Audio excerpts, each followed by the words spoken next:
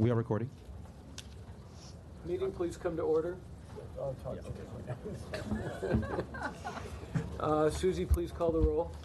Commissioners Levine, McLean Hill, Barad, and Reyes present.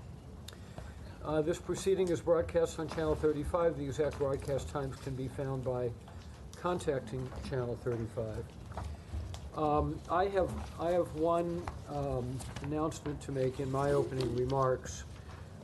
Yesterday we were informed that Commissioner Christina Noonan has resigned her position as a member of the Board of Water and Power Commissioners. Commissioner Noonan was a long-standing member of this body, having been first appointed by Mayor Villaraigosa and again by Mayor Garcetti, and serving for 9 years. On behalf of the board and the department, I want to thank Commissioner Noonan for her service and wish her the best. I would also ask that a ceremonial board resolution be prepared for her in recognition of her many years of service. We move to public comment. I'm going to take the liberty of first calling our esteemed council member, Paul Koretz, who is honoring us with his presence here today. Councilman Koretz.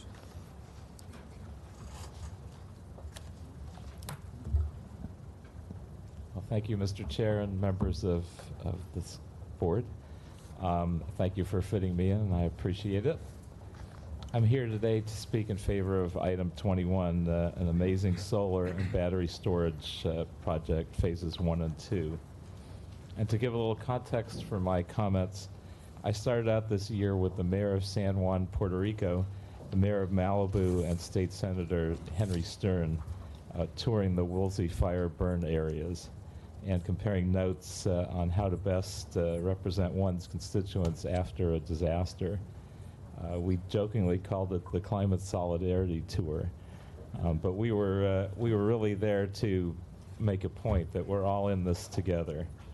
The climate-exacerbated catastrophes just keep coming as we break record after record for the hottest months, the hottest year, the largest fires, the worst storms, with Hurricane Dorian being just the latest one. I think we're actually at the absolute worst moment in history for climate change, because as we speak, the Amazon rainforest is being burned down, which is the lungs of the world, as we all know. So I think we need to do some things to offset that, and I believe the city of Los Angeles, which is perhaps the most watched and copied city in the world, doing the right thing would have that impact. Now, we need to ensure this happens, and it happens in a way that we planned when the city of Los Angeles recently created a climate mobilization emergency office, and we did so planning both to include the most impacted communities and indigenous communities, but also to be sure that workers that may be displaced wind up having a seat at the table, and that every sector is handled appropriately. And I believe this solar project does that.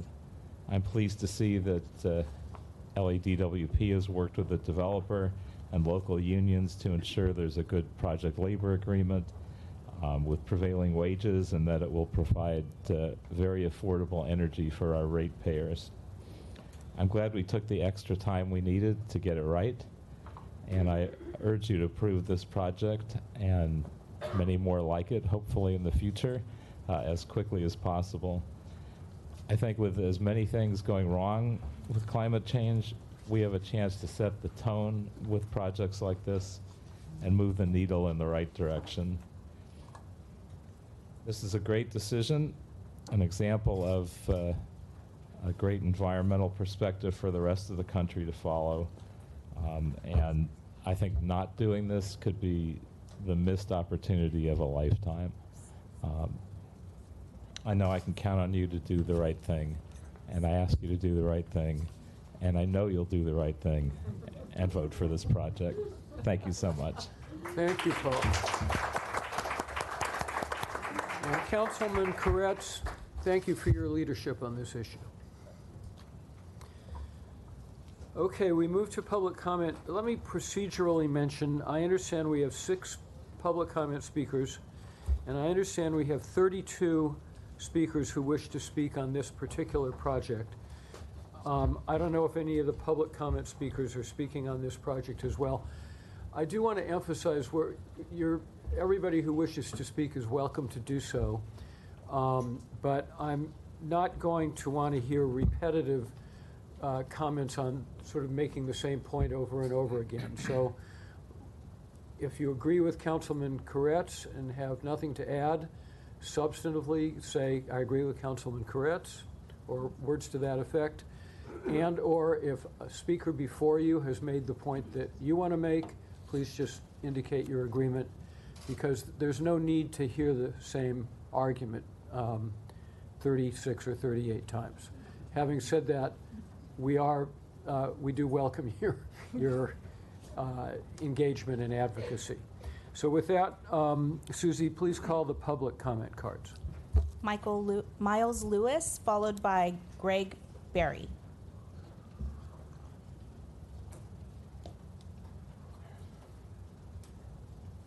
Hi, so my name is Miles Lewis. I'm an arts organizer, community organizer, sort of event producer for the community in the San Fernando Valley. I agree with Councilmember Koretz full-heartedly as somebody who lives and sort of represents the West San Fernando Valley. Thank you. Very well said.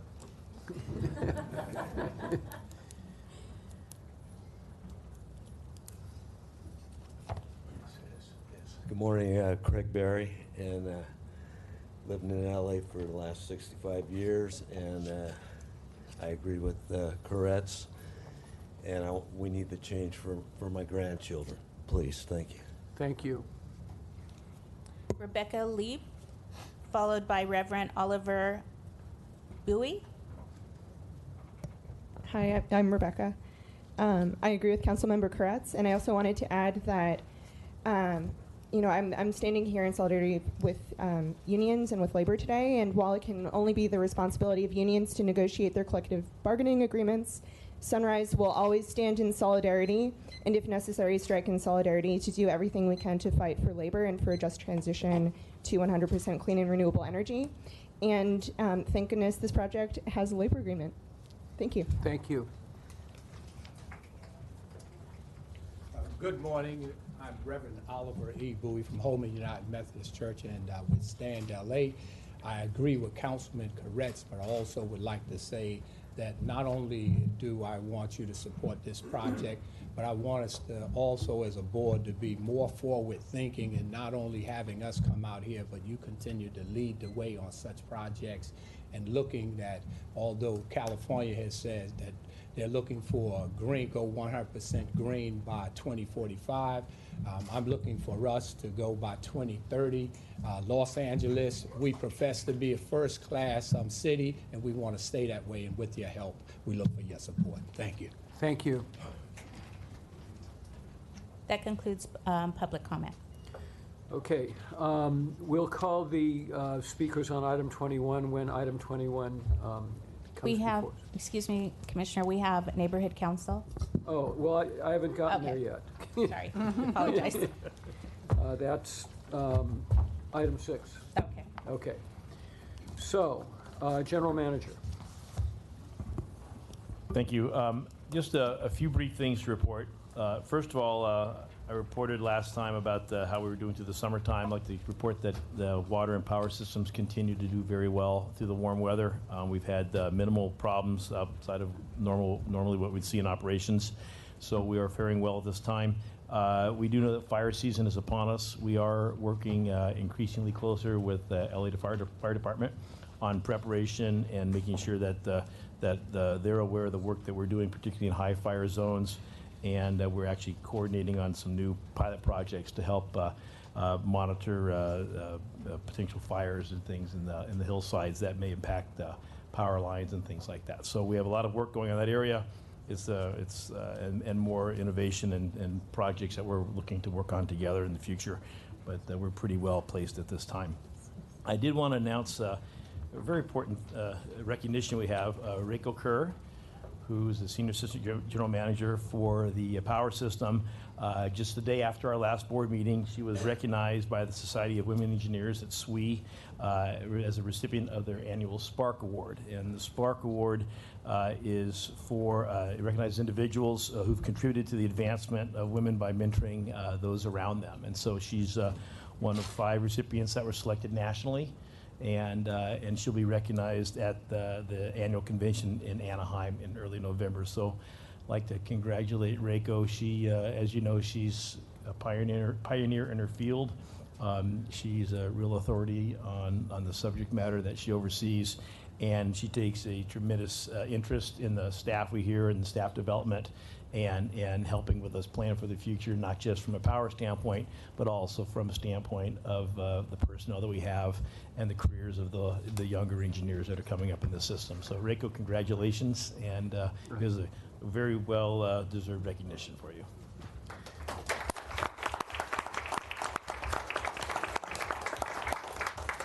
I'd like to also report that on the water side yesterday, we had an invitation from Las Virgenes Municipal Water District to participate in a kind of innovation summit with a trade delegation from Israel. And so they started at Las Virgenes yesterday, and then from noon on, Rich hosted them here, along with representatives from Metropolitan Water District, to look at innovations going on in the water sector. And this is a continuation of something that we've been doing for the last 4 or 5 years. We had a room full of folks down the hall. We've had delegations from a number of countries looking at innovations, innovative technologies, and new products on the market. And it's nice to see the collaboration between us and other local water purveyors. Las Virgenes is getting into this area to try to advance some of their processes, the systems, facilities that they have. And so it's allowed us an opportunity to work together with them more closely and also look at new products that are coming on the market that could help us in the future. So, Rich, thank you for hosting that yesterday. Anything you want to add on that? No, it's great event. Okay. Enrico, I apologize. Anything you wanted to add about your? No, just I'm the fortunate one that gets to work with a fabulous team here. Thank you.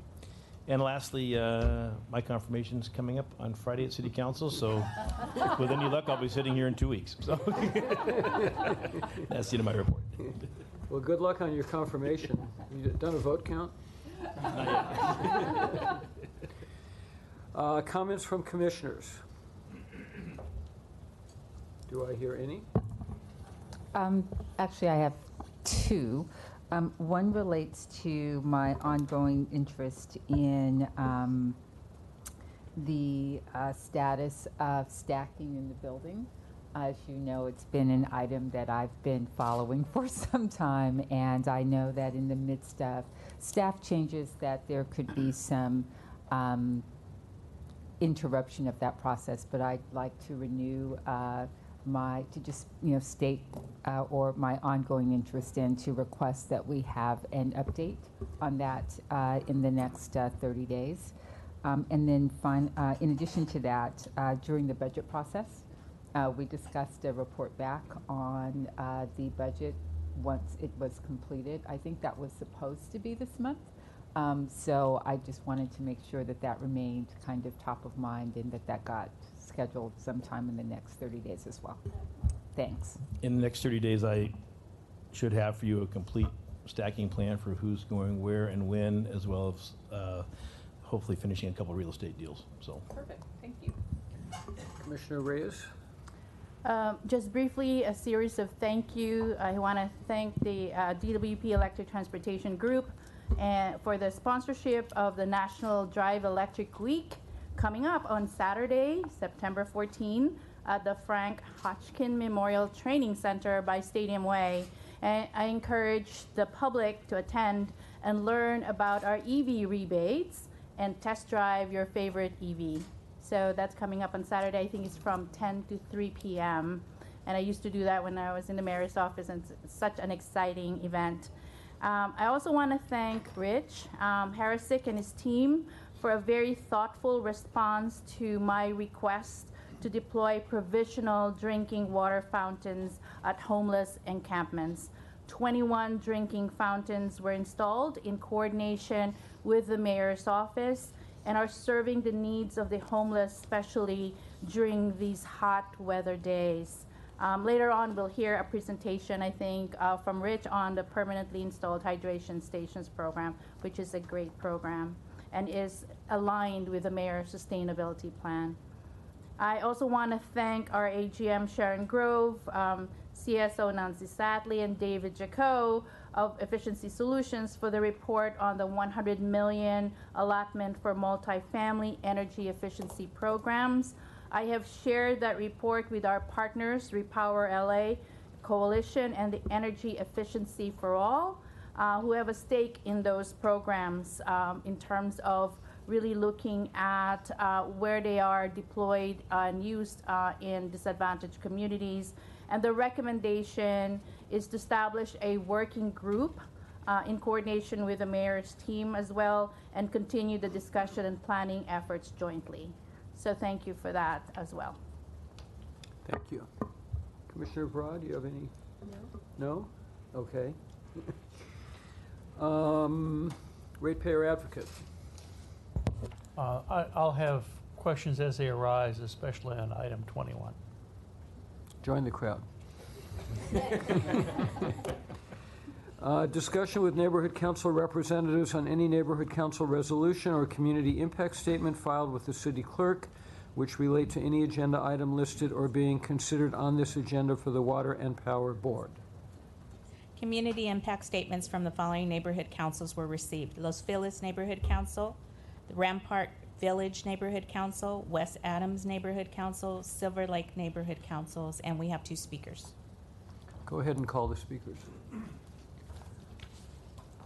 Paul Edmonds, followed by Stephen Meeks. Good morning. I'm Paul Emmons from the Silver Lake Neighborhood Council. The LADWP has informed the Silver Lake Neighborhood Council that you will be constructing a modular office building at the Silver Lake Reservoir Complex to provide working space and parking for approximately 30 department employees on the shoreline at the current site of the reservoir maintenance and landscape facilities. These workers will have no role in the maintenance and oversight of the reservoir. This project is being advanced with no input from the community, no environmental impact study, and no permit review. This land is wholly within the 100% residential area and is zoned open space. Repeated requests for details on the construction plans from both myself or the acting chair of the Silver Lake Neighborhood Council, Nora Goodsmith, including building site blueprints and elevation renderings, have either been ignored or refused. A few weeks ago, Commissioner Harsick was kind enough to take us, a few of the council members, on a tour of the proposed building site. However, we still haven't received any answer as to why specifically these employees must be housed at this facility and could not be housed at another site.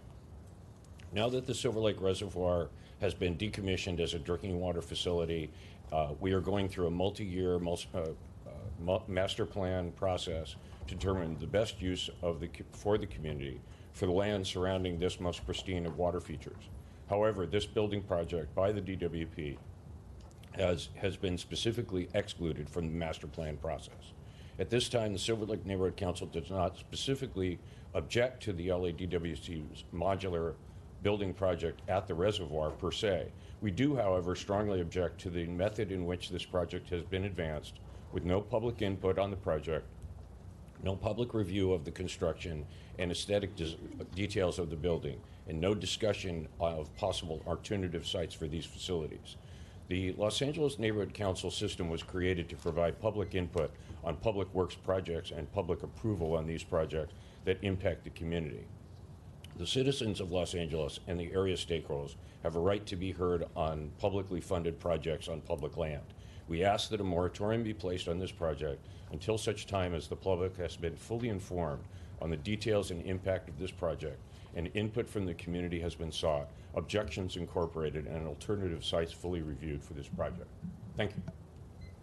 Thank you.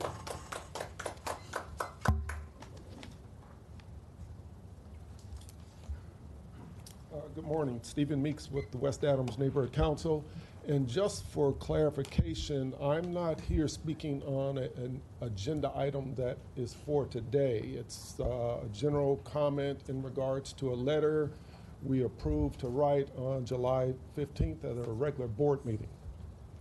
The Good Earth Community Garden sits on DWP property within our boundary area. It was a Mayor Tom Bradley initiative, so the garden has been there for over 40 years.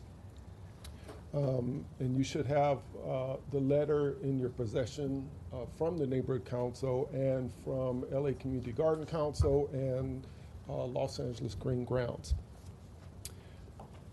We have been waiting, and when I say we, the plot holders of the community garden have been waiting for just about a year to get a letter of compliance and requests for proposals, I believe from the property division. The garden has been out of compliance for a long time. It's pretty much in compliance now. And to move forward with major improvements to this garden, such as fencing, lighting, plumbing, and so on, we can't move forward. The garden cannot move forward until we get a letter of compliance to show that things have moved forward with what was asked. So we are asking that you all look into this and expedite our request so we can move forward with the developments. We've also been told that it's low on the priority list. So that's one reason we've been waiting over a year, excuse me. And we were told initially that the compliance letter and request for proposals would have reached us about a year ago. So we are just asking that you look into this and expedite this request. Thank you. Thank you. That completes.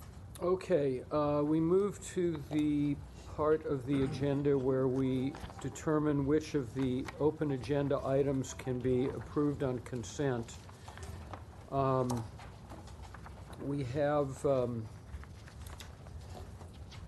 items 11 through 21.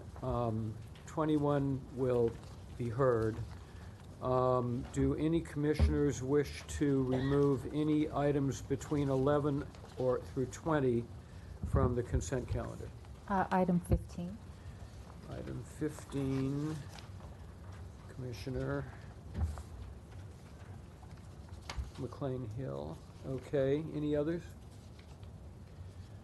Okay, is there a motion to approve items 11, 12, 13, 14, 16, 17, 18, 19, and 20?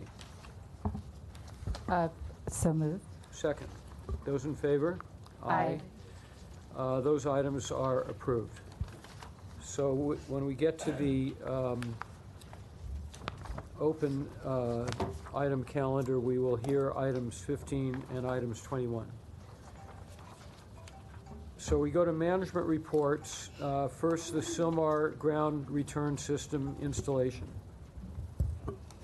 So this item is about refurbishment of a major project that has been in service for almost 50 years. LA owns over 25% of the transmission within the state of California. That includes 3 main arteries that we use to bring in renewable resources into the basin. This project relates to the Pacific Direct Current Interchange, or PDCI, that brings power from the Pacific Northwest down to the Pacific Southwest. LADWP is the operating agent of the PDCI, and that project is jointly owned between LA, Southern California Edison, and the cities of Glendale, Burbank, and Pasadena.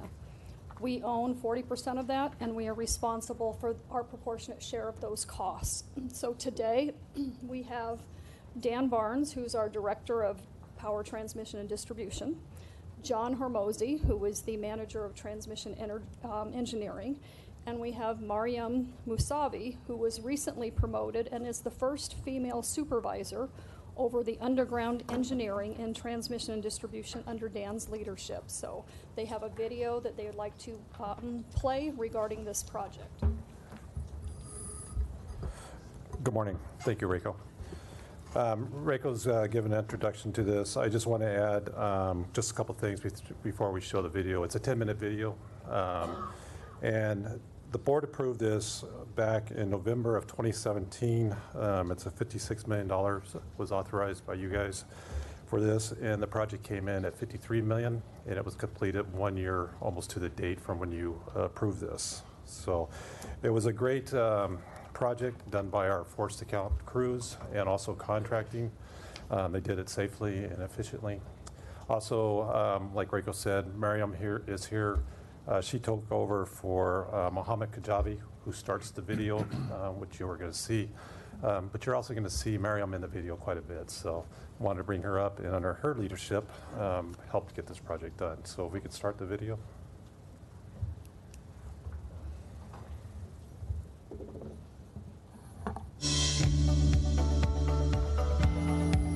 Hi, my name is Mohammed Kajabi. I'm the project director for the Los Angeles Department of Water and Power, overseeing engineering and construction of the Sylmar ground return system. The following presentation highlights the construction activities of this project. The Sylmar ground return system, or SGRS, is a vital part of the Pacific Direct Current Intertie system, referred to as PDCI. The PDCI is a bidirectional direct current transmission system that connects the Pacific Northwest to Southern California region. The capacity of PDCI is 3,200 megawatts, which is enough electrical energy to supply about 2 million homes in our area. The power is produced by hydro, wind, and solar generation, all from renewable energy sources. This DC transmission has 2 poles and operates at 1,000,000 volts or 1,000 kV. At times, the Pacific Ocean acts as one of the poles for the PDCI circuit, and during these times, the entire energy has to be discharged through the SGRS, which is located offshore in Santa Monica Bay. The SGRS also acts as a safety device protecting the PDCI from energy surges that can be caused from lightning strikes or electrical equipment failures. The SGRS is comprised of 2 primary cables that are tied into the PDCI at our Sylmar converting station facility. These cables run from Sylmar about 28 miles on overhead lines and 9 miles underground to Pacific Palisades. The system then extends 2 miles offshore out into Santa Monica Bay. At that point, the primary power cables tie into a large area electrode array that consists of 144 electrodes distributed throughout 36 large concrete vaults. The design of the array is such that it distributes the electrical discharge over a large area, which renders the discharging electrical current totally benign and safe for marine life, divers, and nearby infrastructures. This documentary presents the process of installing the submarine portion of the Sylmar ground return system.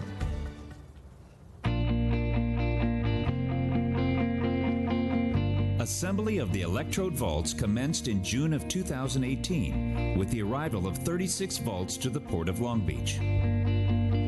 Each of the 36 25-ton vault structures were loaded onto the barge Eel Point, a 260-foot-long deck barge where the final assembly process of the vaults took place. 4 electrodes weighing 315 pounds each were fastened inside each of the structures. A total of 144 electrodes were utilized. Cables from the electrodes were spliced together, forming a junction point that would allow each vault to be joined to cables from the shore later. Construction commenced in August of 2018 with the offshore installation of the electrode vault array. 36 vaults were deployed, forming 2 rows in an area roughly the size of 2 football fields. Temporary cable management frames were used to ensure the cables linking the vault structures were not overstressed or damaged during deployment. These structures were removed from the vaults and recovered after each vault was positioned on the bottom. Check number 1. How do you read? Divers utilizing surface-supplied diving equipment and decompression chambers and a remotely operated vehicle assisted with the underwater placement and de-rigging of each vault. The vaults were deployed in groups of 6. After each group was deployed, the construction barge would return to port to load the next set.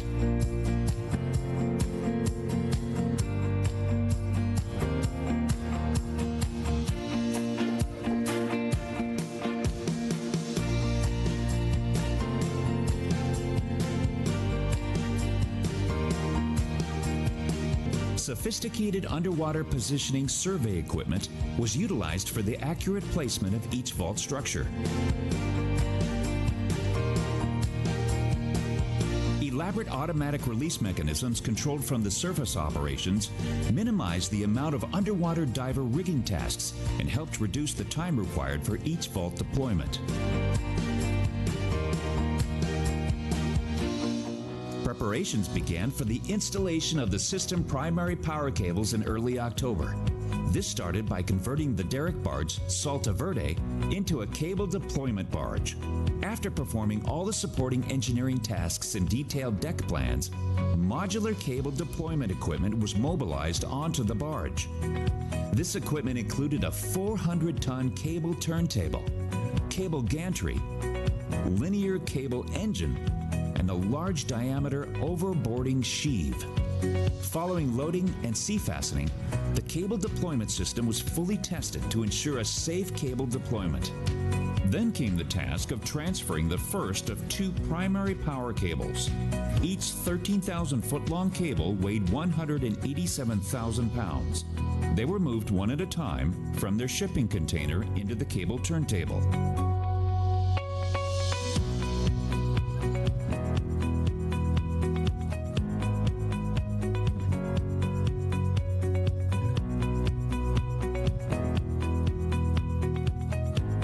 Primary cable deployments both commenced on the offshore end of the cable route.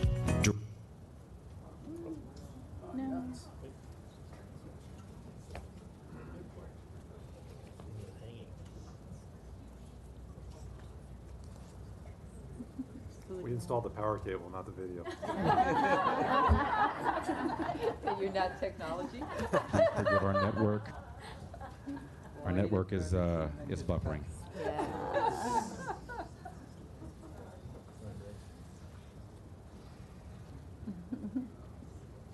Well, while we're waiting, I was going to save it for the end, but you know, the crews did an outstanding job. They did safely and efficiently.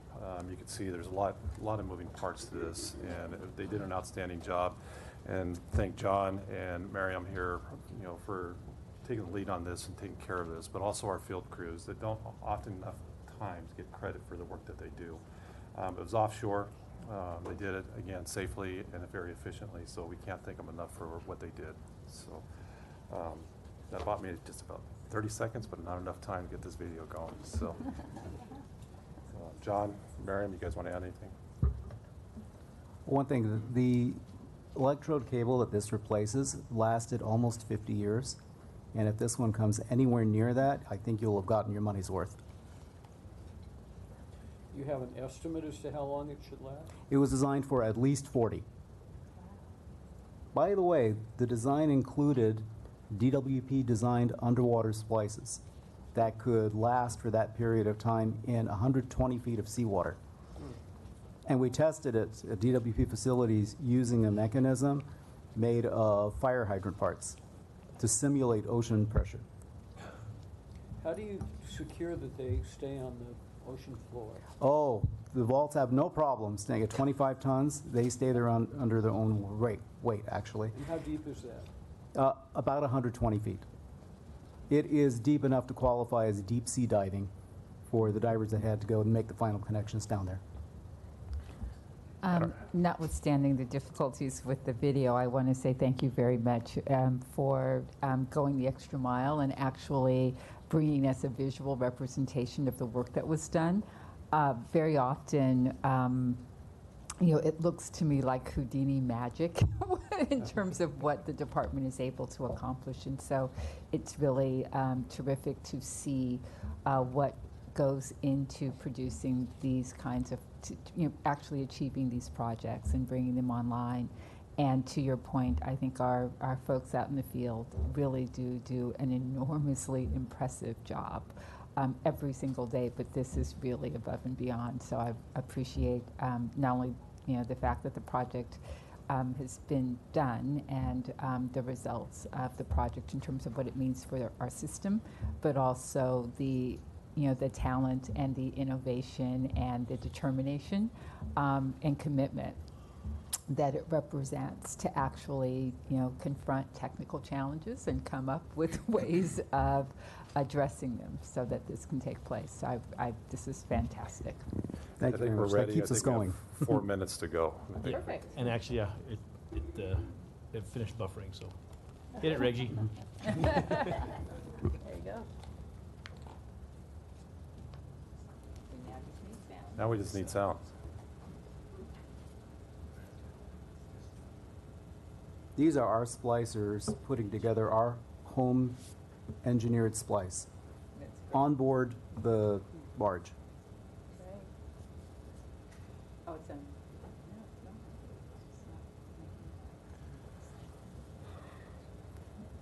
Well, unfortunately, it doesn't look like. What we do have, which we will get each one of you, we have a card which has a thumb drive on it and has the presentation on it. We'll make sure you guys get that. That would be really great. Thank you. Yeah. Very impressive. Thank you. Congratulations. Yeah.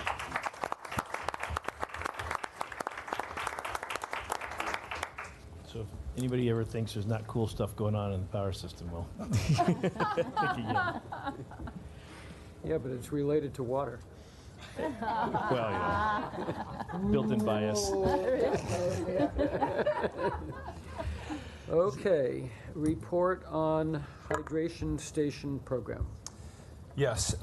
Well, in general, before we start the program, I just want to say that we are proud of the water we deliver, and we do promote it as, and you'll see on the cups in front of you, pure, clean, refreshing tap, and you have a picture of water to either side of you. Feel free to fill that cup up and drink it during our presentation here. We've had a long history of promoting tap water. We actually started bottling our own water probably 20 years ago or so, and learned the errors of our ways of having a negative message of also promoting plastic one-time bottles. So we moved away from that, and probably about 15 years ago went to this slogan here. We've had other slogans in the past: life's good, drink water, all in an effort to build consumer confidence and let our people know that tap water really is superior in value, environmental impact, and it is actually more stringently regulated than bottled water. And we use this messaging, pure, clean, refreshing tap, for many of our outreach efforts that we've had, and maybe some of you have been to some where we have our water cube, we call it, that trailer that has chilled water that we bring to events.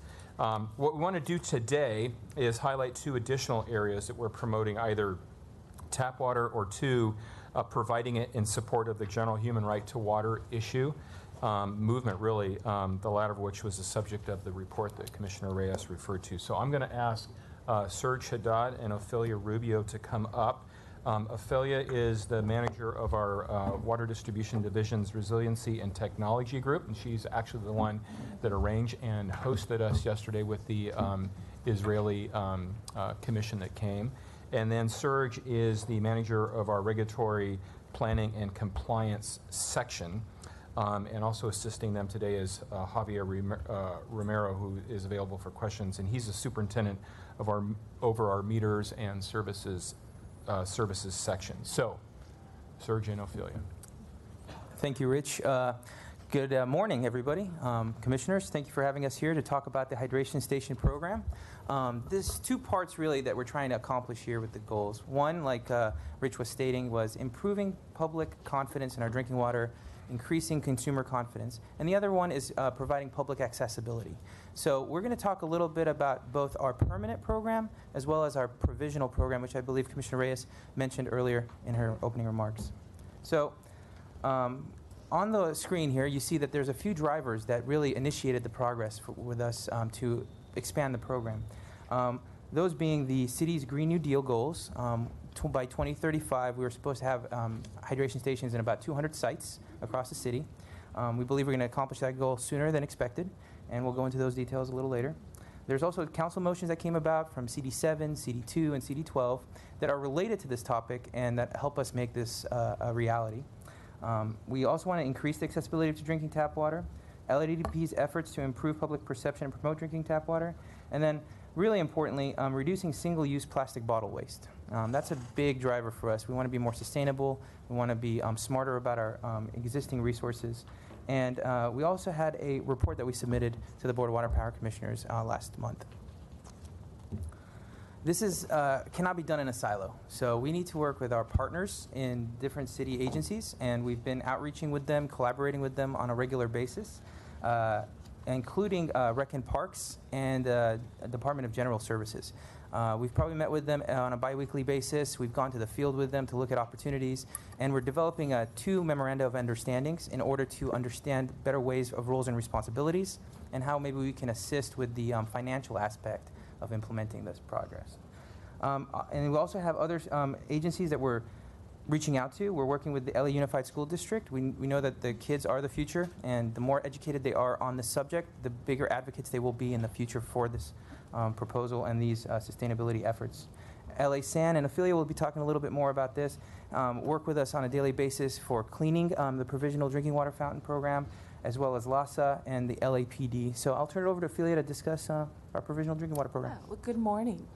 The Water Distribution Meters and Services Group has installed drinking fountains in 21 locations throughout the city. These are the provisional drinking fountains. The purpose of the drinking fountains is to provide access to drinking water to the homeless community.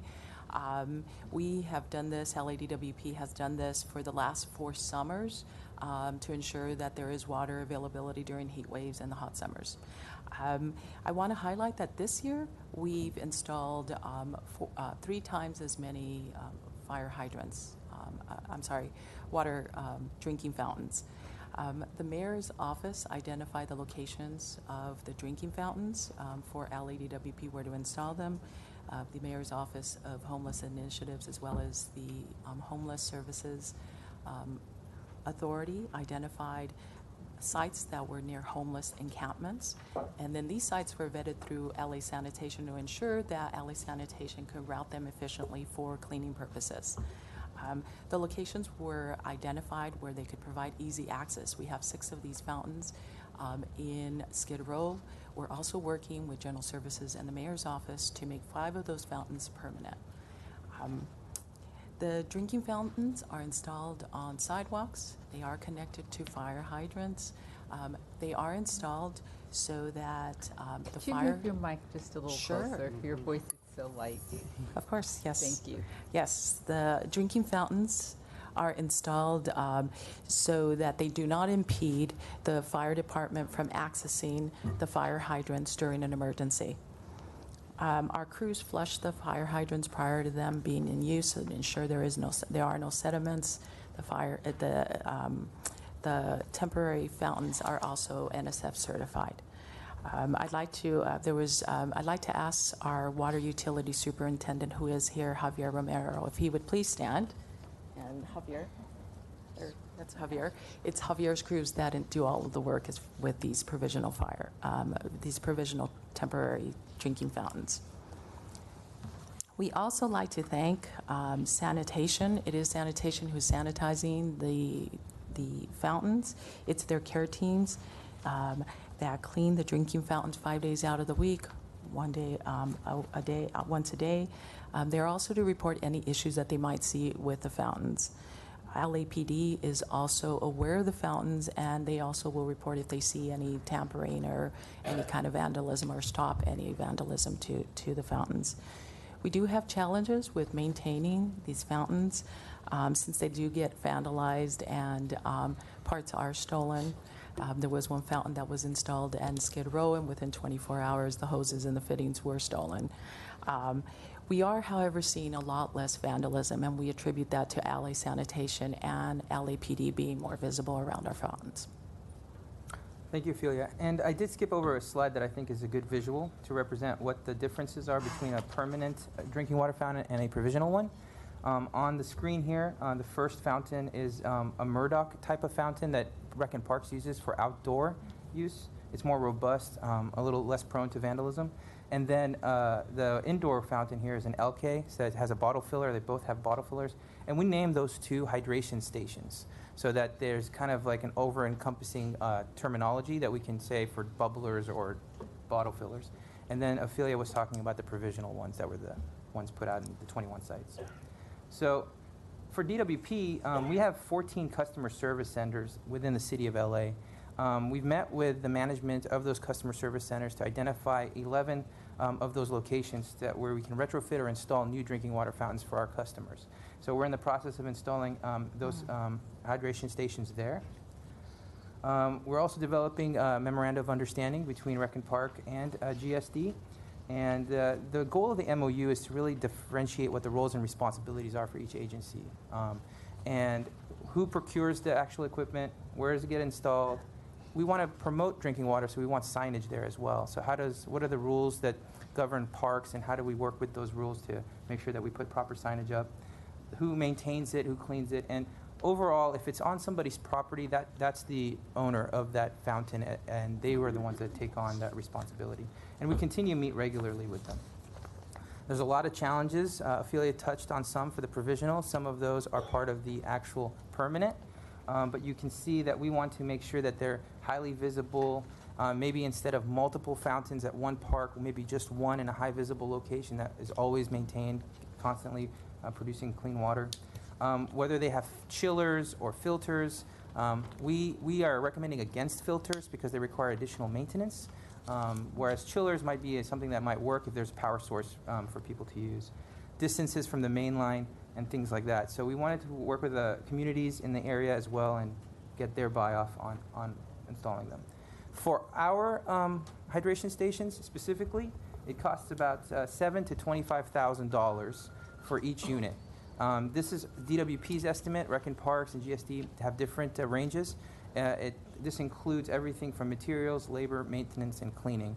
One of the reasons for the large range is we learned that when you install a fountain into the wall, you have to check what kind of material that wall is made out of. If there's asbestos or some other hazardous material, that increases the cost. So it's all about the location of where we're putting the fountain. And with that, we are celebrating Tap Water Day on an annual basis. You may have heard about it on June 13th. It was really successful, and we're partnering with other organizations like We Tap and people that believe in drinking water. So we hope that continues. Thank you. And I'll add a couple more comments here. So on the provisional ones we have in the homeless encampments, again, we've increased the number that we've had in previous years by 3. We've usually in past years had about 6, and now we have up to 21. Now. And then we've extended the duration. So it was first just within the summer months, and I just extended that year-round. So we'll keep doing that. Now, this is not a long-term solution. I think just with everything else connected with homelessness in Los Angeles, we're really just putting out fires at this point. So really with the same partners that we're dealing with the long-term solutions, we need to figure out some longer-term solutions with that issue with them. And then with the permanent ones, again, those are really to promote tap water. So what you'll also be seeing in the future then is opportunities for us messaging, whether that's just tap water or just other messages that we want people to know about water and power. So we can do a variety of things. So we can do some of that with some video screens or just static messages that we would want to do. And then long term, we're looking at, really in the medium term, is to go beyond just working with city-owned, Los Angeles city-owned properties, but either other governmental agencies like with the county with some of the museums, or even some private places where there's a concentration of people like Staples Center or something like that, as well as to get some in position prior to the World Cup and to the 2028 Olympics as well, before Coke comes in there with Dasani and tries to out muscle us. So we're going to get some permanent locations out there before Big Coke tries to gobble us up. So thank you. Questions? Commissioner Barad? I have a couple of questions. When people drink or use the water from the water fountains, the homeless, is there a cup provided, or do they put their mouth right on where it comes out? There currently is not a cup that is provided. They may drink out of where the spout's at, or sometimes what we see is they'll bring cups with them. All right. So then how do we guarantee that diseases are not spread through water fountains, people putting them out. Right, and that's why it was really important that when we worked with the mayor's office that we asked that there'll be another agency that would help us clean them. And this is the first year that sanitation is now using their care teams to go through to each of these fountains and clean them and sanitize them. And the other thing is, you mentioned LAUSD. What kind of an agreement, or what are you doing with LAUSD? And with LAUSD, we've already have programs in place, not only for, not drinking water specifically, but for lead and copper rule. So we work with the schools to make sure that their water quality is good. We provide them sample kits and things like that. We test their water quality. So we've already established these relationships with them. And recently they, I think, received some type of grant where they can upgrade the premise plumbing on their sites and their drinking water fountains. And we want to sit down with them. We have a meeting coming up next week to talk about ways for us to participate in that program in some way to help with that program. At the very least, to come and present to their schools to talk about the safety of our drinking water supplies.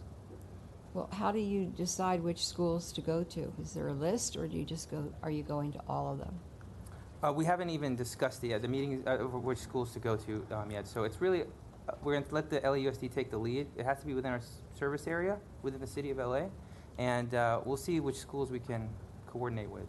So I don't have an answer for you right now on which schools. Because there were some schools where the water fountains were in bad shape. Were bad, and there was, sediment in the water. And right. I wanted to know whether we're sure that all the water is safe to drink now at all the schools. So we guarantee our water quality to the meter, to the place of our customers. Beyond that, the plumbing, the on-site plumbing, the fixtures, things like that may impact the water quality. We provide a service where we can go and test their water quality anytime and make sure that it's safe coming out of their drinking fountain. Should it not meet certain regulatory requirements, they usually take actions and shut those fountains off. So this grant that they recently received is in response to that. And they want to find ways to improve their premise plumbing, and we want to work with them to figure that out. And so one of the ways we will probably do that, the vision that I have, is to kind of solve their issue with the premise plumbing, and then us also promoting tap water, to the youth there, is probably concentrate, let's say, first on high schools with LAUSD, and actually put, a hydration station there that's chilled, that's highly visible, and then as well give the students, a stainless steel tumbler with the school logo or whatever that kind of thing is, and really kind of drive home that message, give everybody the opportunity to have water each and every day that's chilled, that's, has their school logo, it has department logo, as well as, we'll invest in not only that hydration station, but the premise plumbing that may be below standard. Thank you. I would just hope that when you meet with the LAUSD, that you're looking at all the schools, of course, in the district, and especially those areas that are generally underserved, because that's where the problems were. Okay. Yes. Great.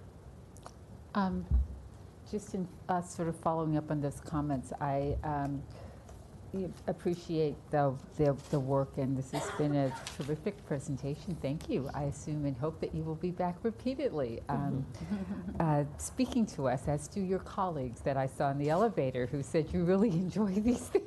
So. All right, I'll make sure to thank them after this. I told them I'd try to make you blush, but moving forward, clearly, at least from my perspective, the issue of water safety, tap water safety, is, especially perceptions around that, are heightened, obviously, by not only what happened in Flint, but now what we're seeing in New Jersey. And I think that it is critically important that we be very thoughtful, very strategic, and very proactive as we think about how we assure residents that the water that's provided by LADWP is not only safe to drink, but superior to that which they might otherwise be purchasing in stores. Pure, clean, and refreshing. Yes. Well, I have to say that since joining this board, my budget has seen the impacts of preferring tap water over all of utilizing tap water over other sources. But in that regard, I mean, it seems that I think that Commissioner Barad's hit upon an important point, and that is that, again, in as I understand what's happening in Newark, it's not the source of the water, but it is that, that piping that's moving the water from the source to the end user. And while obviously we don't control all of the infrastructure that delivers water to people's to people's taps, I do think that it is important for us to think about about what our risks are, or what the risks are from a health and safety perspective for the customer, and how we can both understand how we can develop strategies working with others to mitigate those risks, because often the hesitancy is based in things that are beyond our control, but hesitancy is a real thing. As I looked at the examples or the fountains that you were showing, I was excited about the ones that allowed you to fill your bottle. Refillable. Because I know that there's a great deal of reluctance to use the spout. It just is a real thing. And to the extent that we provide ways for people to access that water in a container that they have confidence in, I think that we will promote better utilization of our hydration stations. But just, in the overall, this is really, really, really important work, and taking ownership on behalf of the citizens of Los Angeles for not just what we control, but for identifying and mitigating with others any potential risk to that end user, I think is a gap that we are well positioned to fill. And I just appreciate the both thoughtfulness, the work that's taking place, and also the integration of the department into the overall city family structure. I mean, we are part of a much larger system, including the mayor's office and other partners in delivering for our citizens. And I just also acknowledge and applaud your acknowledgement of that. So thank you. I think your comments were real perceptive on, we don't have a water supply issue like Flint or even like some in Central California. It's really a lot of that premise plumbing, and we're actually, Serge's group is also working with UCLA that has some interest there as well, and working on strategies on helping our customers figure that out, the very least of which will just be education, so they know what's going on in their own house plumbing, if not some strategies to get them some financial aid to be able to change out their plumbing, whether it's just the faucet itself or the piping from the house to the street. So we're working on that bigger issue as well. Because like Serge said, hey, we always say our water's clean, but it only goes up to the curb to their meter, and the rest is on them, and that's a big lift for some of them to improve that. Because the age of housing is all going up here, and with that, pipes. And it becomes critical as we think about this, not just in terms of water delivery, but also as a sustainability measure. And so establishing, promoting, and maintaining that confidence is, paramount. Yes. And that requires us, to your point, of looking at not just that which we control, but helping to identify and mitigate risks that are beyond our facilities.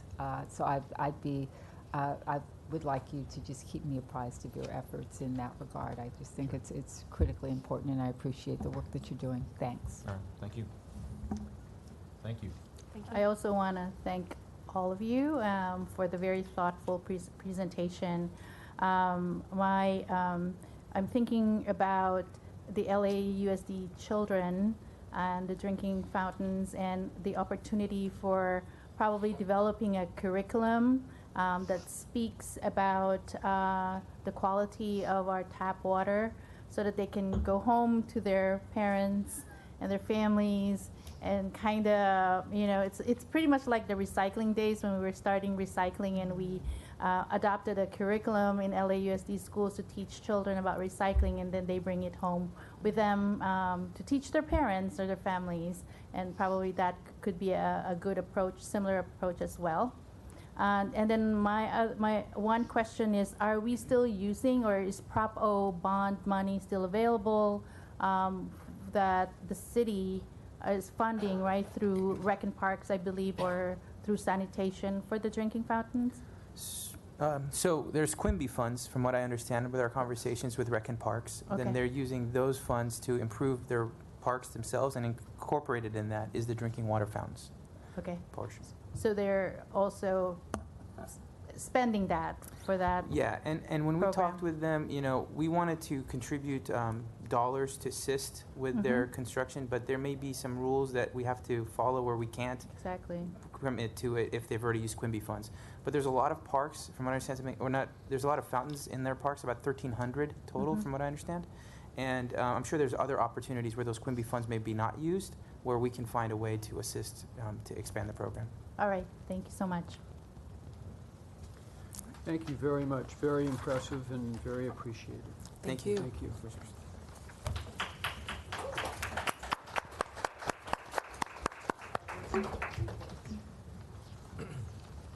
File items, item 9, Elysian Reservoir Community Parks Enhancement Fund, LAD Department of Rec and Parks Quarterly Report.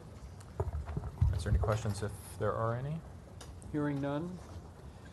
Is there a motion to approve the minutes of the regular board meeting of August 27th? Attendees were the same 4 people who are here today.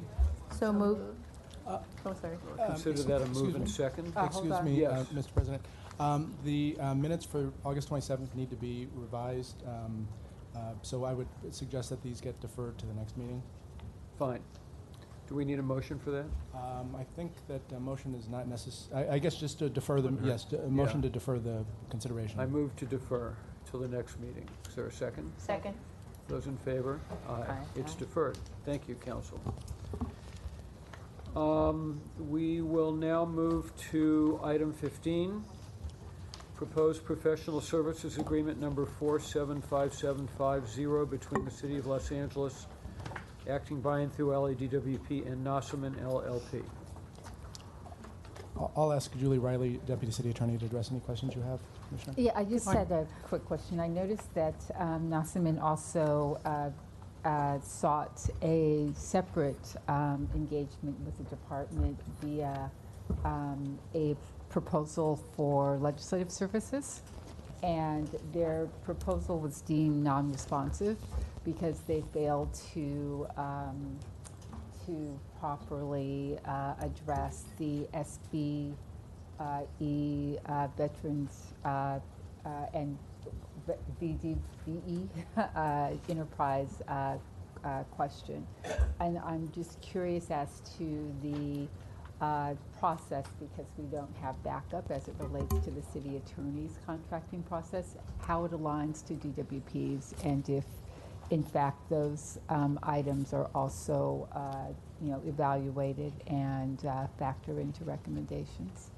Sure. I may need to return to you with an answer on the veterans, disabled veterans program. This contract is being brought to you as the result of an RFP that was conducted a couple of years ago, in which the city attorney's office was seeking natural resource law firms to assist our office in advising the department. And we had planned to choose 3 law firms, and we were unable to come to terms with the 3rd law firm, which we had intended to bring to you. And Nossaman has a national presence, which we were looking for in our 3rd law firm. As far as the Disabled Veterans Benefits Program, I am not certain about that, and maybe we could defer this, and I could have a better answer for you. We could bring it to the next board meeting, and I can talk to the people in legislative affairs about their response to the RFP there. Okay, thanks. I could just tell you, I think the other RFP you're referring to, it wasn't that there wasn't a program, there was just a failure to submit all the paperwork. Yeah, And I so- mean, so- the fact that they didn't submit the paperwork means we don't know. So my only question is, you know, I just want to follow up as it relates to this. So I can't say that there was or wasn't. All I can say is it wasn't responded to appropriately in the RFP relative to their, you know, their response to the Legislative Services Agreement, which is fine. But so it just caused me, when I saw them in this particular package, to have a question about whether that occurred here or didn't occur here, and also I don't know what the standards are with respect to the city attorney solicitation. It may be different than ours. So I just had a question about that. So Commissioner, let us take this back. We'll defer this item to the next board meeting and That'd be great. we'll return. Thanks. Thank you. Do we need a motion to defer, Council? Yes. Commissioner McLean Hill, would you I like move to that move we to defer? defer item 15 to a future board meeting. Second, those in favor? Aye. It's deferred. Okay, we move to item 21. We now have 45 speaker cards. I would like to commend those speakers on the public comment segment who made their point and did it very concisely. And the only way we're going to get through these 45 speakers is for you to follow the lead of the prior 6 speakers. So I very much hope that, again, those of you who basically agree with Councilman Member Koretz, and that's why you're here, make that clear. If you want to add something, feel free, but please don't repeat testimony that has already been provided. Susie, go ahead and call the first of the 45 speakers. Are we We're going going to limit, by the way, the time, and presumably most of you will not need this much time, but we will limit the time to 30 seconds each. 1 minute. We're going to limit it to 30 seconds each. We have 45 speakers, and if there's something that you need to say, you'll be able to say it in 30 seconds. Susie, go ahead. Madeline Merritt. Stop. Council?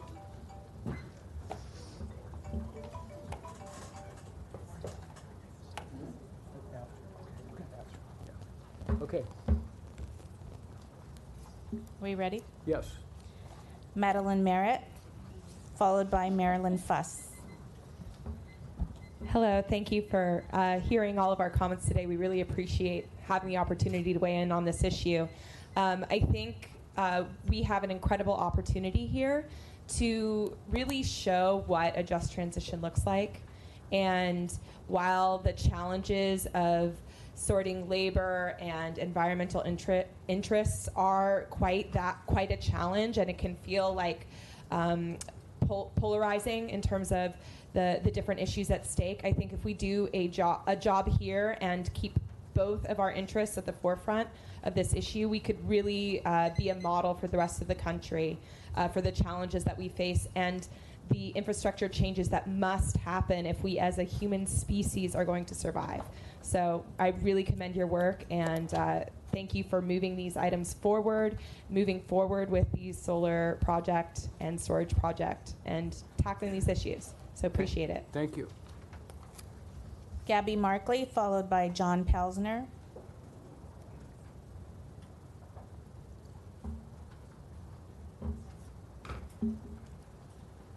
Hello, thanks for hearing from all of us. I agree with the statements made earlier by Councilmember Koretz, and I just want to add some points. My family lives in Porter Ranch, and they were affected by the 2015 Aliso Canyon gas blowout.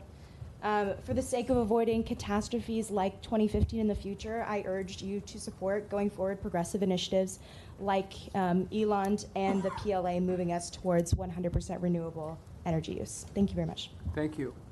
John Pelsner, followed by Casey Felton Liu. Good morning. Thank you very much. I have always believed that unions have given the working people of this country a way to live better. Now, with the climate crisis, our concern is being able to live it all. Today, by approving the ELON Act, you can accomplish both: a livable wage with a future. Thank you. Thank you. Casey Felton Liu, followed by Lauren Steiner.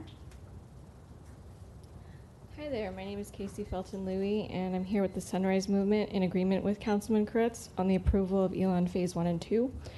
I grew up in Los Angeles, and I know that we like to think of ourselves as an example, not only in the United States, but for the rest of the world. We have the opportunity to lead a just transition hand in hand with our unions and communities alike to 100% clean, renewable energy at a moment where we are hurtling towards climate crisis. There's no time to waste. I urge the DWP board to approve Eland 1 and 2. We can lead on this issue, and we must. Thank you. Thank you. Lauren Steiner.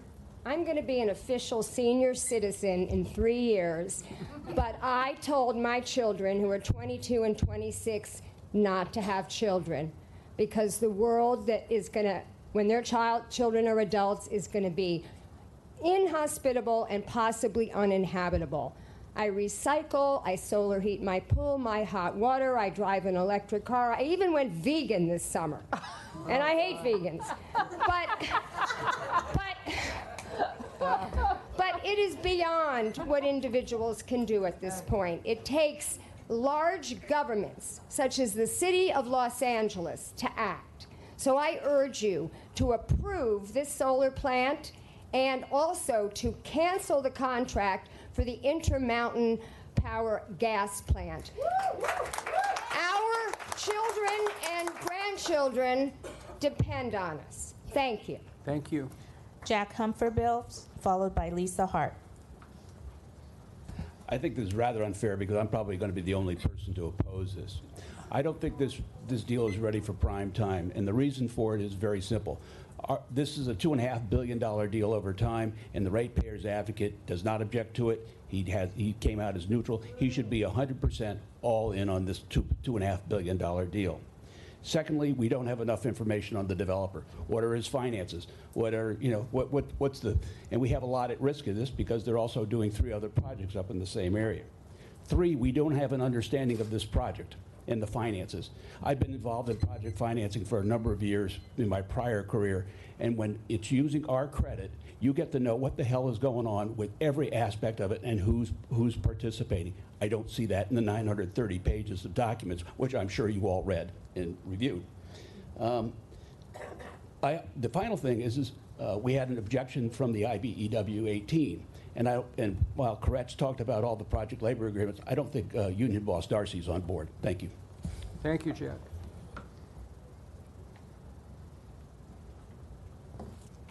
Hi, my name is Lisa Hart. I'm with the Neighborhood Council Sustainability Alliance. Our advocacy committee agrees with Councilmember Koretz. We support this. The Alliance as a whole is working toward 100% clean, renewable energy by 2030, so this is very much in alignment with that. And I know we're not always here to say thank you, so I'm excited today to be able to say thank you to the staff for their really hard work on this, and thank you. I'm anticipating that we'll get your support today, so thank you very much. Thank you. Nick Donovan, followed by Chris Roth.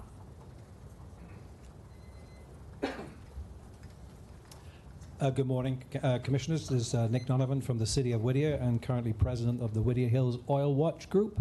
We've been a local activist group fighting urban oil and gas drilling for the past 10 years, successfully so, with great support from your colleagues across the street at the LA County. And just want you to support this project, and you are leaders, so this is your opportunity to lead. Thank you. Thank you. Good morning. Chris Roth with Ground Game Los Angeles and part of the Sunrise Movement. Thank you very much for taking this agenda item and moving it forward. This is exactly the kind of project that we need if we want to be able to have clean air to breathe and clean water to keep drinking as we move forward into the rather uncertain-looking future. This is the way that we have hope for future generations, so thank you. Thank you. Daryl Gale, followed by Ina Morton.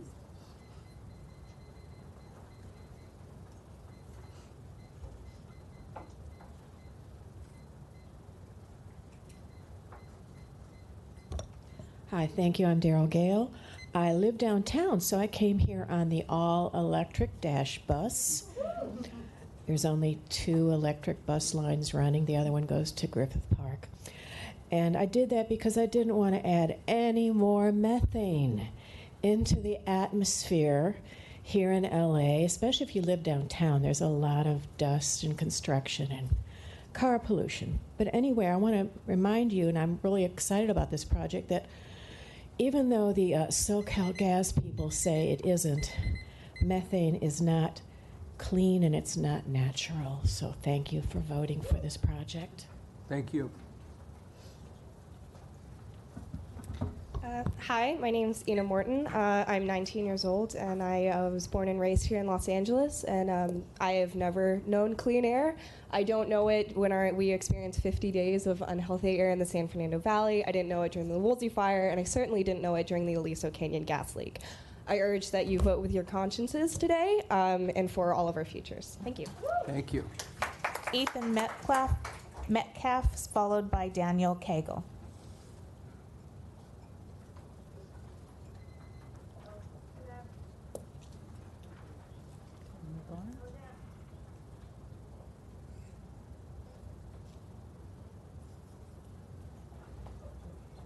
Hi, Dan Kegel. Elan Solar shows that renewable energy can be cleaner and cheaper than natural gas, so please approve it and then build another one, maybe in the same, but not in the same place. DWP may be locked into building a gas plant at Intermountain, but that doesn't mean that you should run it on sunny days particularly. A large solar project called Utah Solar 1 mile from Intermountain, has the needed permits and has been waiting for a customer for a long time. All DWP needs to do is negotiate a deal, and it could be online by the time the coal plant goes offline. Thank you. Thank you. One more call for Ethan Metcalf. Vicky Kirschenbaum. Hi, I'm Vicki Kirschenbaum. Just want to strongly support the Elan project, support all that Koretz has said. This is the biggest municipal utility in this country. Lead the way. Thanks. Thank you. Christy Pace, followed by Danielle Reynolds. Hello, I'm Christy Pace. I'm here with Food and Water Watch and SoCal 350. I support everything that Mr. Koretz said, and I teach in almost every school district as a theater teacher in Los Angeles County, and do it for those kids. Thank you. Danielle. Danielle Reynolds, yes, thank you.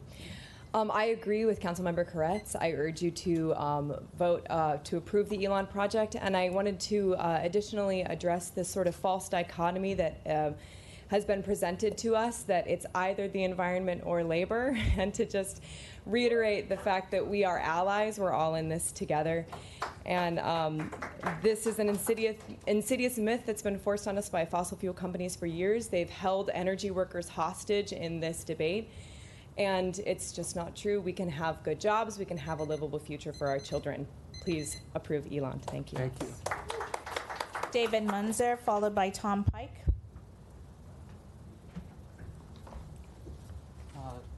Good morning, David Munzer with Sunrise. I urge the board to approve Elan, like others. Personally, I grew up in Pittsburgh, a city whose history shows how labor and energy are inextricably linked. How that relationship is managed or mismanaged becomes a part of the reputation and identity of any given city. Therefore, I urge the board to work with unions and LA City Hall to ensure that workers and communities on the front lines of the climate crisis are a part of the decision-making process. Thank you. Thank you. Tom Pike. I come before you today as a private citizen in support of the Elan Solar and Storage Project, as well as the battery storage expansion. We have fires forcing mandatory evacuations along the 134, and our air is so badly contaminated with particulate matter that it's unhealthy for those of us even without breathing problems. And I'd like to note that some people I love are not so lucky. This is not about polar bears. This is about justice for human beings. I support your workers' efforts to organize and secure good wages and continued work as the department shifts to green energy.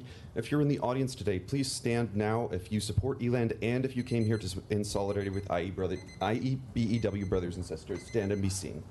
Thank you. Thank you, Tom. And Robert everybody Reeves. else. I'm sorry. Robert Reeves, followed by Evan Gary. Robert Reeves, we're here with the Sunrise Movement. I won't belabor any of these points. I'm with all of my brothers and sisters here and Councilmember Koretz, standing with labor and in favor of the Elan project and the battery expansion. Thank you. Thank you. Hi, Evan Geary. I co-chair the Democratic Socialists of LA Climate Committee, and I'm here in solidarity with workers and with human civilization to support Elan Phase 1 and 2. I've been watching Chernobyl recently, and it's about a lot of like bureaucrats who are like, hey, don't worry, we've got it under control. We know there's a problem, we've got it under control. And there are a few of them who are like, this is not under control, this is an emergency. So I ask, in the future, if civilization continues to produce miniseries about our crises, that you ask yourselves how you will be depicted in those stories. So thank you. Dan Brotman, followed by Lynn Wang. Hi, I'm Dan Brotman. I founded the Glendale Environmental Coalition to stop the Grayson gas repowering. You probably know this story. They were starting with 262 megawatts and now are down to 93 megawatts with battery storage and distributed energy resources. We think it's directionally good. We'd like them to go further. They are counting on a piece of the Elan project, and we want you to support it so that Glendale doesn't have to do the last repowering in the entire state of California. Thank you. Thank you.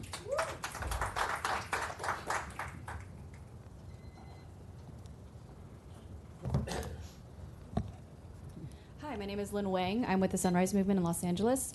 I believe that when there's an unprecedented crisis like the climate crisis, the only option is to be brave and take a leap of faith. Eland is this leap of faith, and it is one of the best contracts that LA could hope for at this time. I strongly support the decision to move forward with Eland and move forward with a project labor agreement that protects the workers of the IBEW and anyone else who works on this project. Thank you. Thank you. William Kelly, followed by Ash Rosas.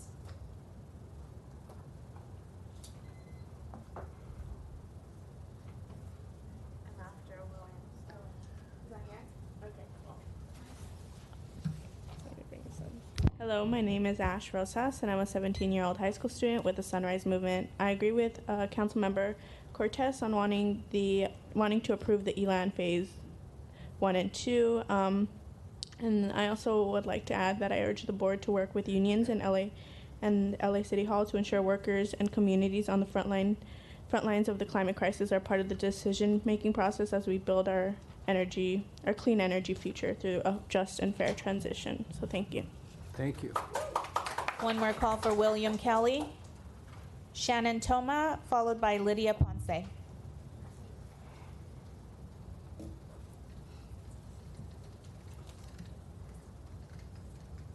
Monica Campagna, followed by Anthony Alexanders.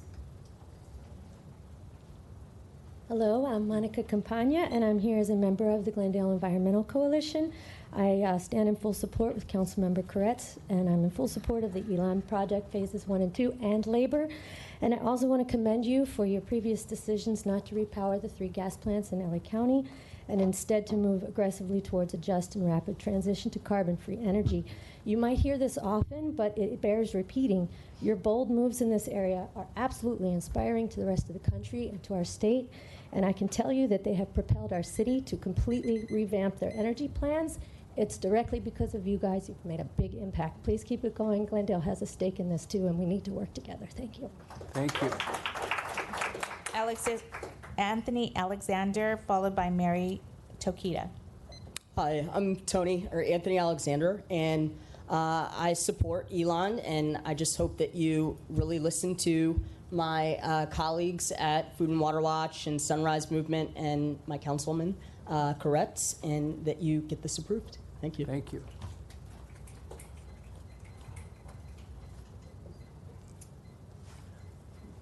Greetings. I'm Mary Chiquita, and I'm a friend of Richard's. We both worked in Boyle Heights. That'll get you in Farm. trouble. And we know each other from gardening. And I live in Eagle Rock, right next to Glendale. And I love what I'm hearing today about water reclamation. In my head, I'm thinking we need agricultural rates for everyone to be empowered to grow their own food. If you're in a community garden or a public space to do so. We're all on public and private lands, the real checkerboard, as you probably know very well. But the Elan project is a huge opportunity. We hope that we can stand up and say, We are doing this for everyone. And thank you for your time and your attention to this issue. Thank you.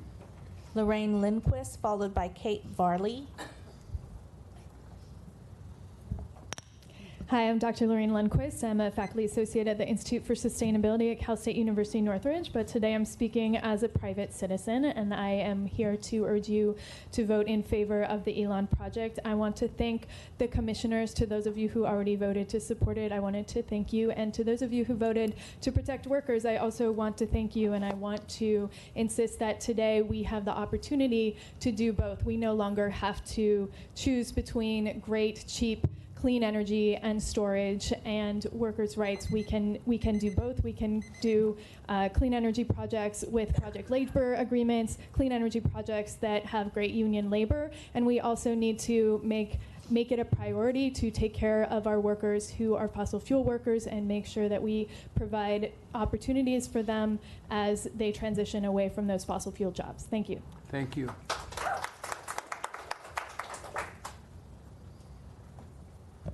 Hi, how are you? My name is Kate Barley, and I'm with Climate Reality LA. It's really an honor to be before you today and to be with all of these wonderful activists. I wanted to talk a little bit about the trends in job creation in the United States and also the locally here in Los Angeles and in the state. Solar is currently the top provider in the U.S. in electric power generation. It's even leading natural gas. That trend is continuing, obviously, and being led in many ways in California. Clean energy is growing. The state is already home to 1 in 7 such jobs in the U.S. and 4 in 10 solar jobs. Clean energy is, as I said, large and growing. And the goals set forth by the Our County Plan and the LA Green New Deal Plan and all of our ambitious, bold state regulations add the trends in job creation with those increasing regulations, and the trend will only continue to create more clean energy jobs and really mandate that in the state. And so I'm just here to thank you so much and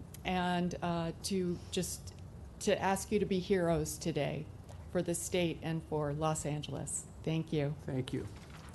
Noah Zimmerman, followed by Susan Monet.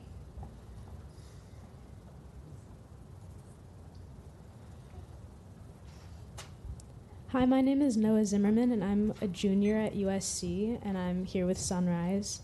Every day I see the young people around me losing hope and feeling defeated, and I'm scared of what the future will look like if my peers graduate and just are apathetic to everything, because we really can't afford an apathetic generation.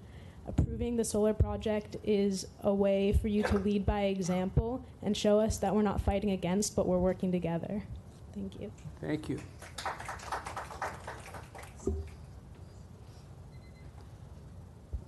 Hi, my name is Susan Monet, and I'm here as a private citizen.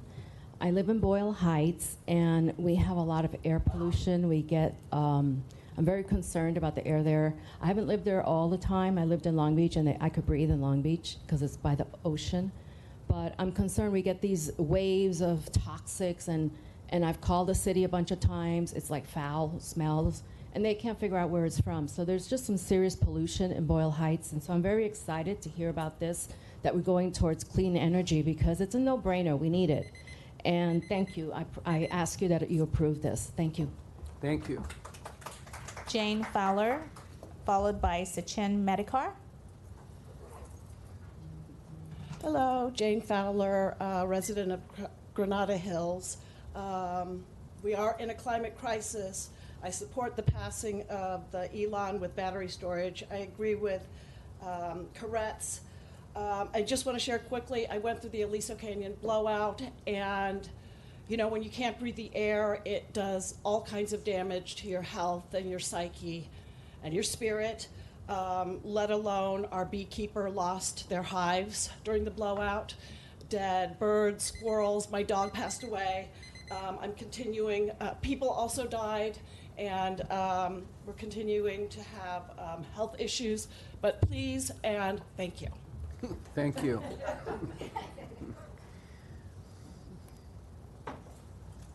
Hello, I'm here representing myself, but I also serve as the vice chair of the Echo Park Neighborhood Council. What's your name? Sachin Medhaker. I want to express my extreme support for this project and for the approval. I agree with Councilmember Koretz. I mostly work in homelessness issues, and the sad and scary thing is I think that this is getting to be kind of the similar thing because this city and this planet is our home. So I hope you approve this project. Thank you. Thank you. Jasmine Vargas, followed by Natalie Rothstein.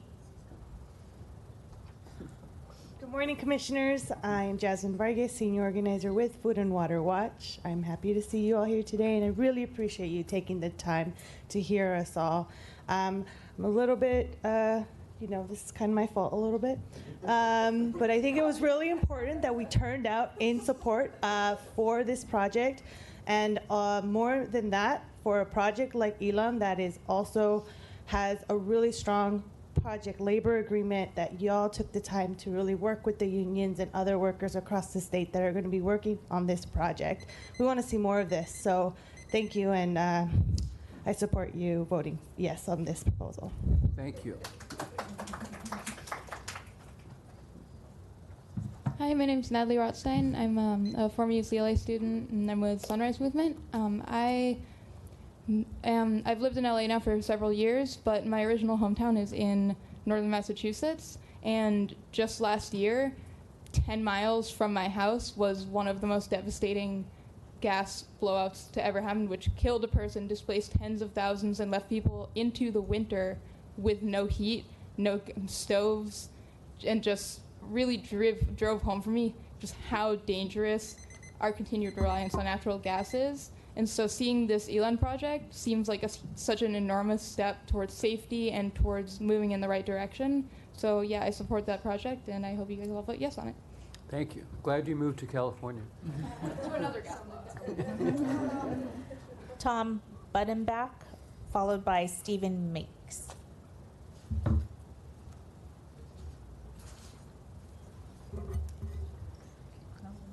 Mary Beth Trowin, followed by Ethan Sensor. Hi, my name is Mary Beth Trotwine. I'm a volunteer with Food and Water Watch, and I'm also a teacher of children. My support for the Elan Solar Project comes from my commitment to ensure that LADWP moves to 100% clean energy by 2030. 2045 is too late. The children I teach at 5 cannot wait till 2045 for clean energy. Thank you for your efforts. Thank you.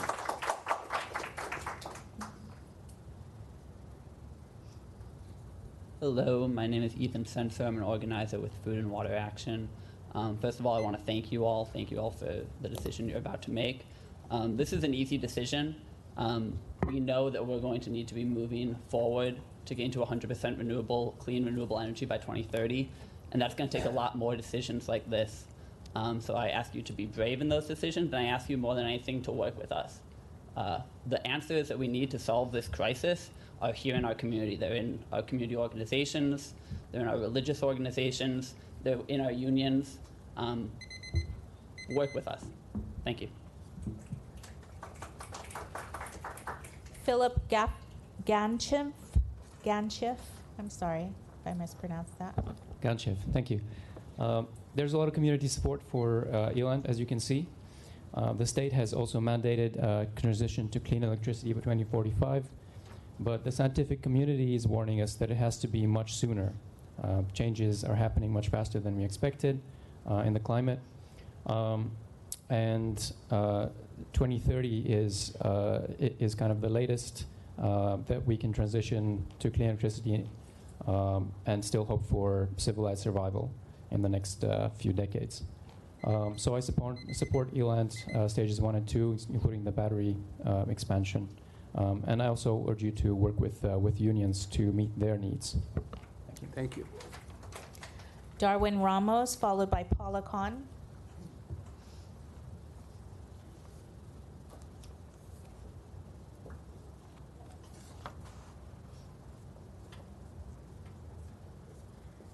I'm going to translate for Darwin Ramos. Okay.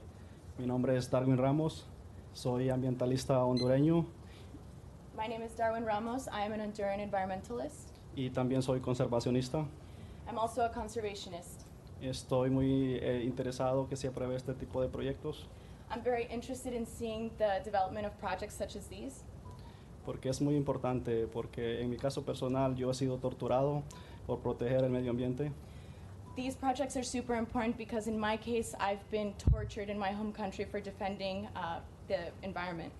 Y pues es muy importante que se aprueben estos tipos de proyectos para que ambientalistas como yo no sigan siendo asesinados en Latinoamérica y en el mundo. And it's super important for projects like this to exist so that people like me aren't tortured in our home countries for defending the planet. Estoy a favor de este proyecto, espero que lo aprueben. I'm in favor of this project. I hope you approve it. Muchas gracias. Muchas gracias. What country are you from? What country are you from? De cuál país? Honduras. Okay. Honduras. Gracias. Yes, Hi, my name is Paula Khan. I'm a digital coordinator for SoCal 350. I'm here to request you to vote in favor of the Elan Solar Projects Phase 1 and 2 with a strong project labor agreement to meet the needs of IBEW Local 18 and IBEW Local 428. As Angelinos, we have an unprecedented opportunity living in a city that plays a major role in the global economy. We live in the state that has the 5th or 6th largest economy in the world. We also have some of the most polluted air on the planet that takes the lives of people in our communities, such as my mother. I'm here to ask you to be brave and make history by committing to the unknown, but trusting that our collective willpower, ingenuity, and commitment to each other's survival will create the infrastructure required to adapt to our rapidly changing climate and ecosystems. Please show us we can count on you to defend our collective survival. Thank you. Thank you. Fatima Zumbar.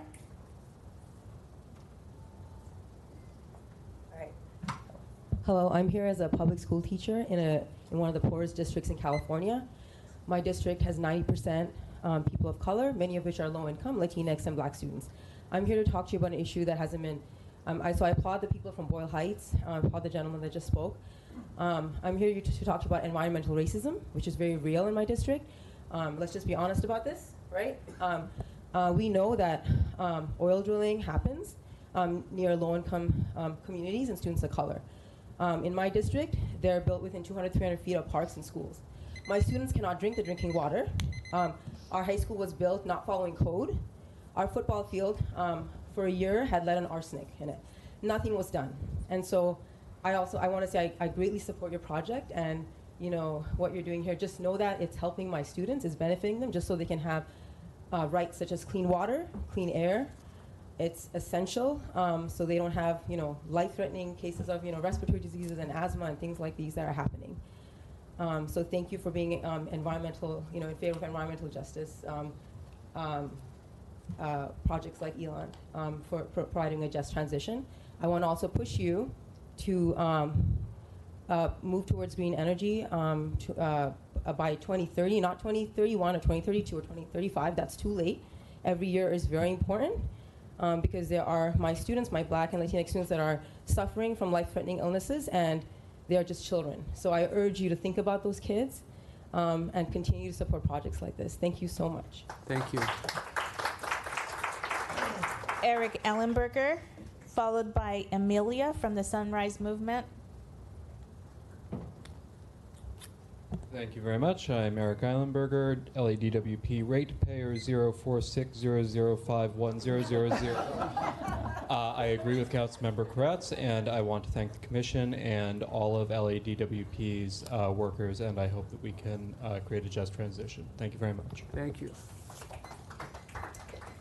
Hey guys, my name is Amelia, and my support for the Elan Solar Project comes from my commitment to ensure that LADWP moves to 100% clean energy by 2030, because we must, because LA's pollution deaths rose 10% from 2010 to 2017, because I believe in science not just when it's fun and there's a solar eclipse, but also when it's serious and there's an existential crisis in front of us. If any of y'all have ever bought eclipse goggles, you gotta approve these phase 1 and 2 projects. And it's gonna take a lot to save this city, and even more to save this country and planet, but we've got to start somewhere, and we can lead on this. And Mr. Levine, if you think we're making the same point too often, we'll stop as soon as LA hits 100% renewables.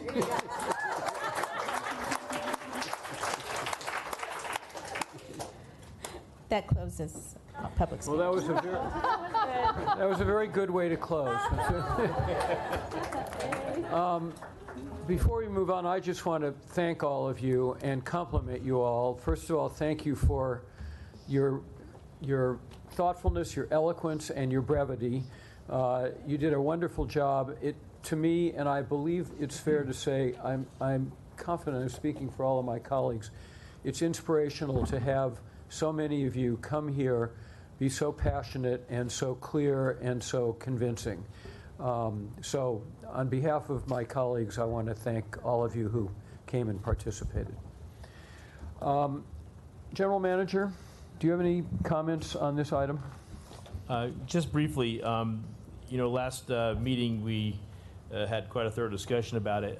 There were, in fact, a few things that we did need to go back and to make sure that we had completed all of our job properly as staff.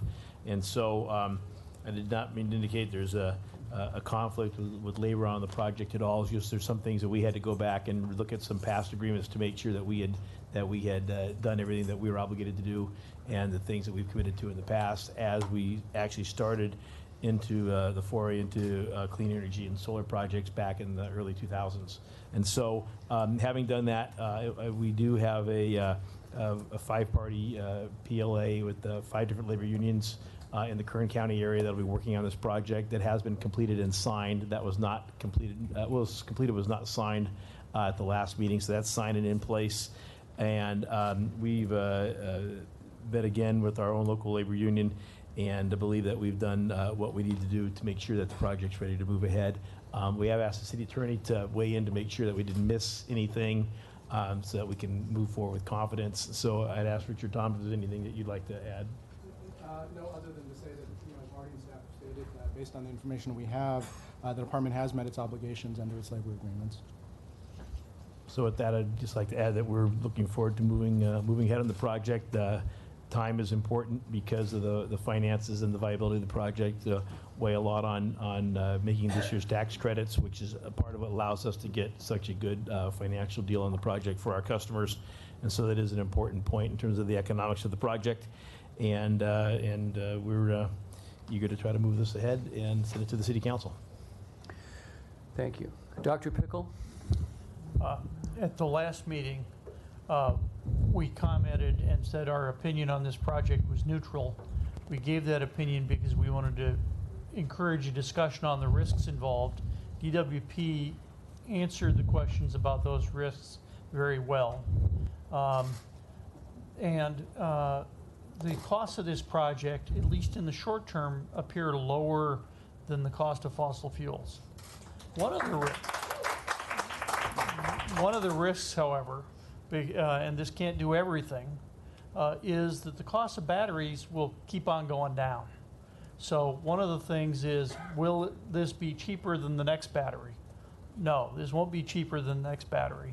So it's timing, it's phasing in these demonstration projects as this technology becomes commercial on a utility scale. So we're enthused about the results of this project, but DWP is only 0.07% of world population. The impact of this project is if it is able to be done more cheaply and encourages others worldwide to take these steps. Thank you. The one other component is this project was part of a solicitation in 2017. The contract negotiation took 2 years. We have a lot more renewable procurement to do, and we need to find a way to streamline and simplify these procurement processes because of renewables acquisition that needs to be done around IPP and in other areas. That was part of our July 23rd recommendation, but I wanted to repeat it because we have lots more to go. Thank you.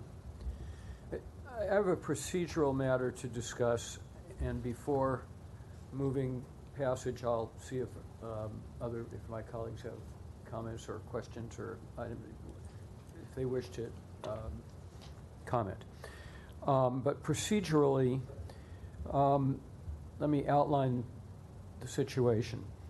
At our prior meeting on August 27th, today's 21, the Elon 1 and 2 solar and storage centers was considered. The vote, and I made a motion to approve it. The vote on my motion to approve the resolution for the projects, subject to certain conditions relating to further confirmations and discussions regarding project labor agreements and possibly requesting City Council to delay further action if necessary. My vote on that motion received 2 votes in favor, Commissioner Barad and myself, 1 opposed and 1 abstention. At that time, it was indicated as a result of that vote that the matter did not pass. However, LADWP has been made aware of a provision in the City of Los Angeles Administrative Code that requires all votes be recorded either yes or no, and that any votes not so expressed are to be treated as yes votes. Accordingly, the abstention under these provisions was to have been treated as a yes vote. And therefore, accordingly, the original motion from that last meeting should not have been announced as not having passed 2 to 1 to 1, but as passing with a 3 to 1 vote. However, because this may not have been the intent of the voting commissioners, I think it's appropriate to reconsider the matter today. And at the end of discussion, I intend to make a motion to amend something previously adopted, take into account the procedural nicety, specifically the previously approved resolution approving the Elon 1 and 2 solar and storage centers without the conditions I added to my verbal motion last time.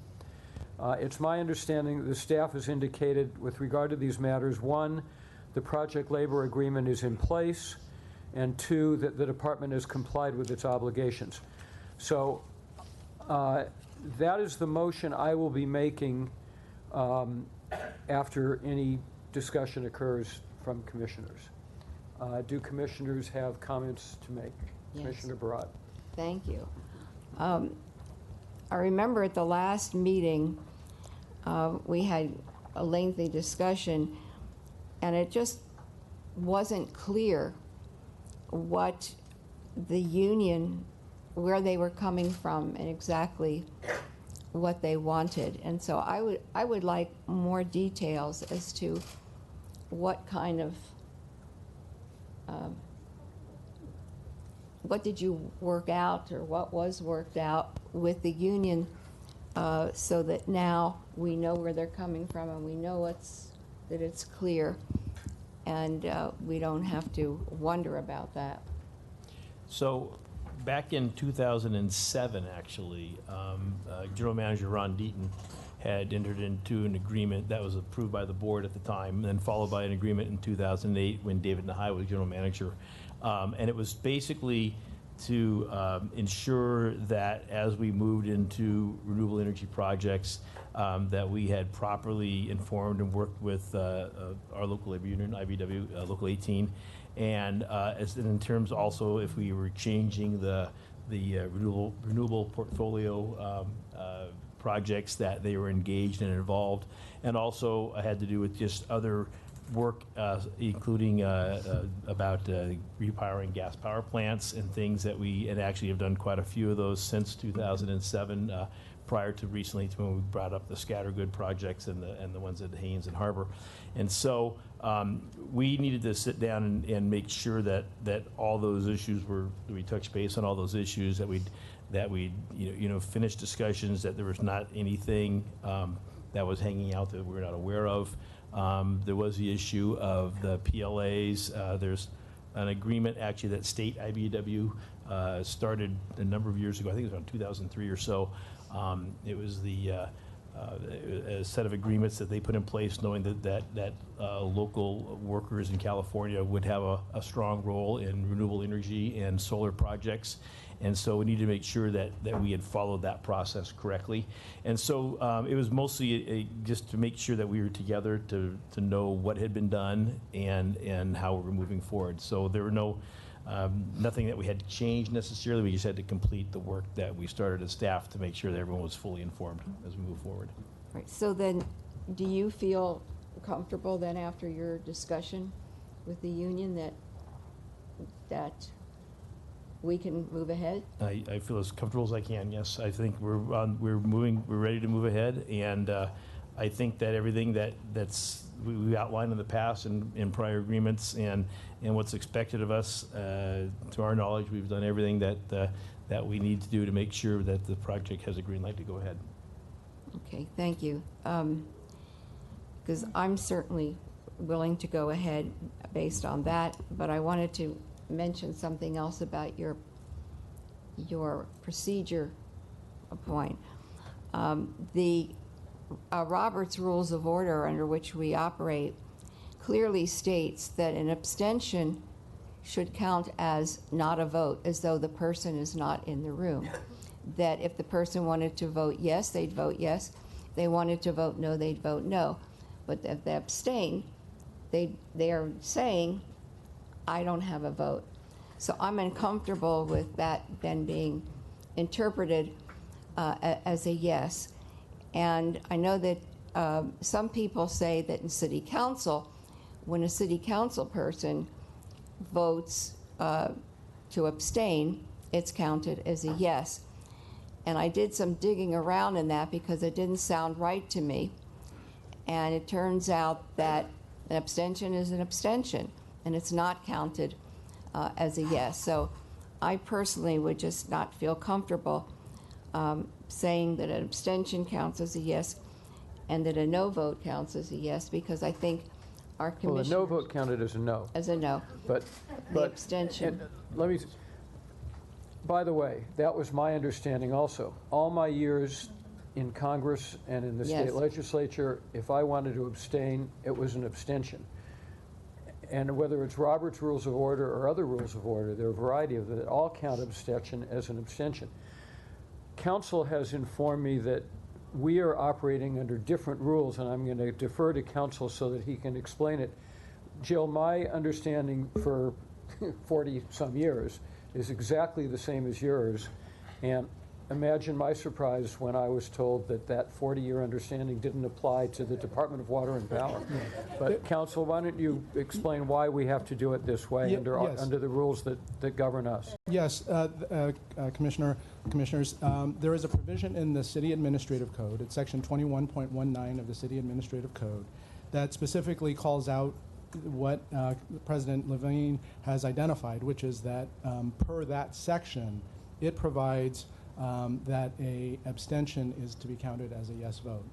I am in agreement and understanding that generally with Robert's Rules of Order, what you have stated is the case, which is it's counted as a no vote or as a non-vote.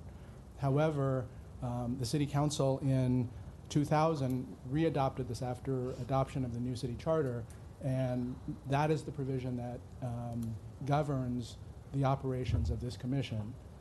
It was something that was not brought up at the time of the vote, but that is what is the governing rules, if you will, of the City of Los Angeles in terms of the administrative code applying to this commission.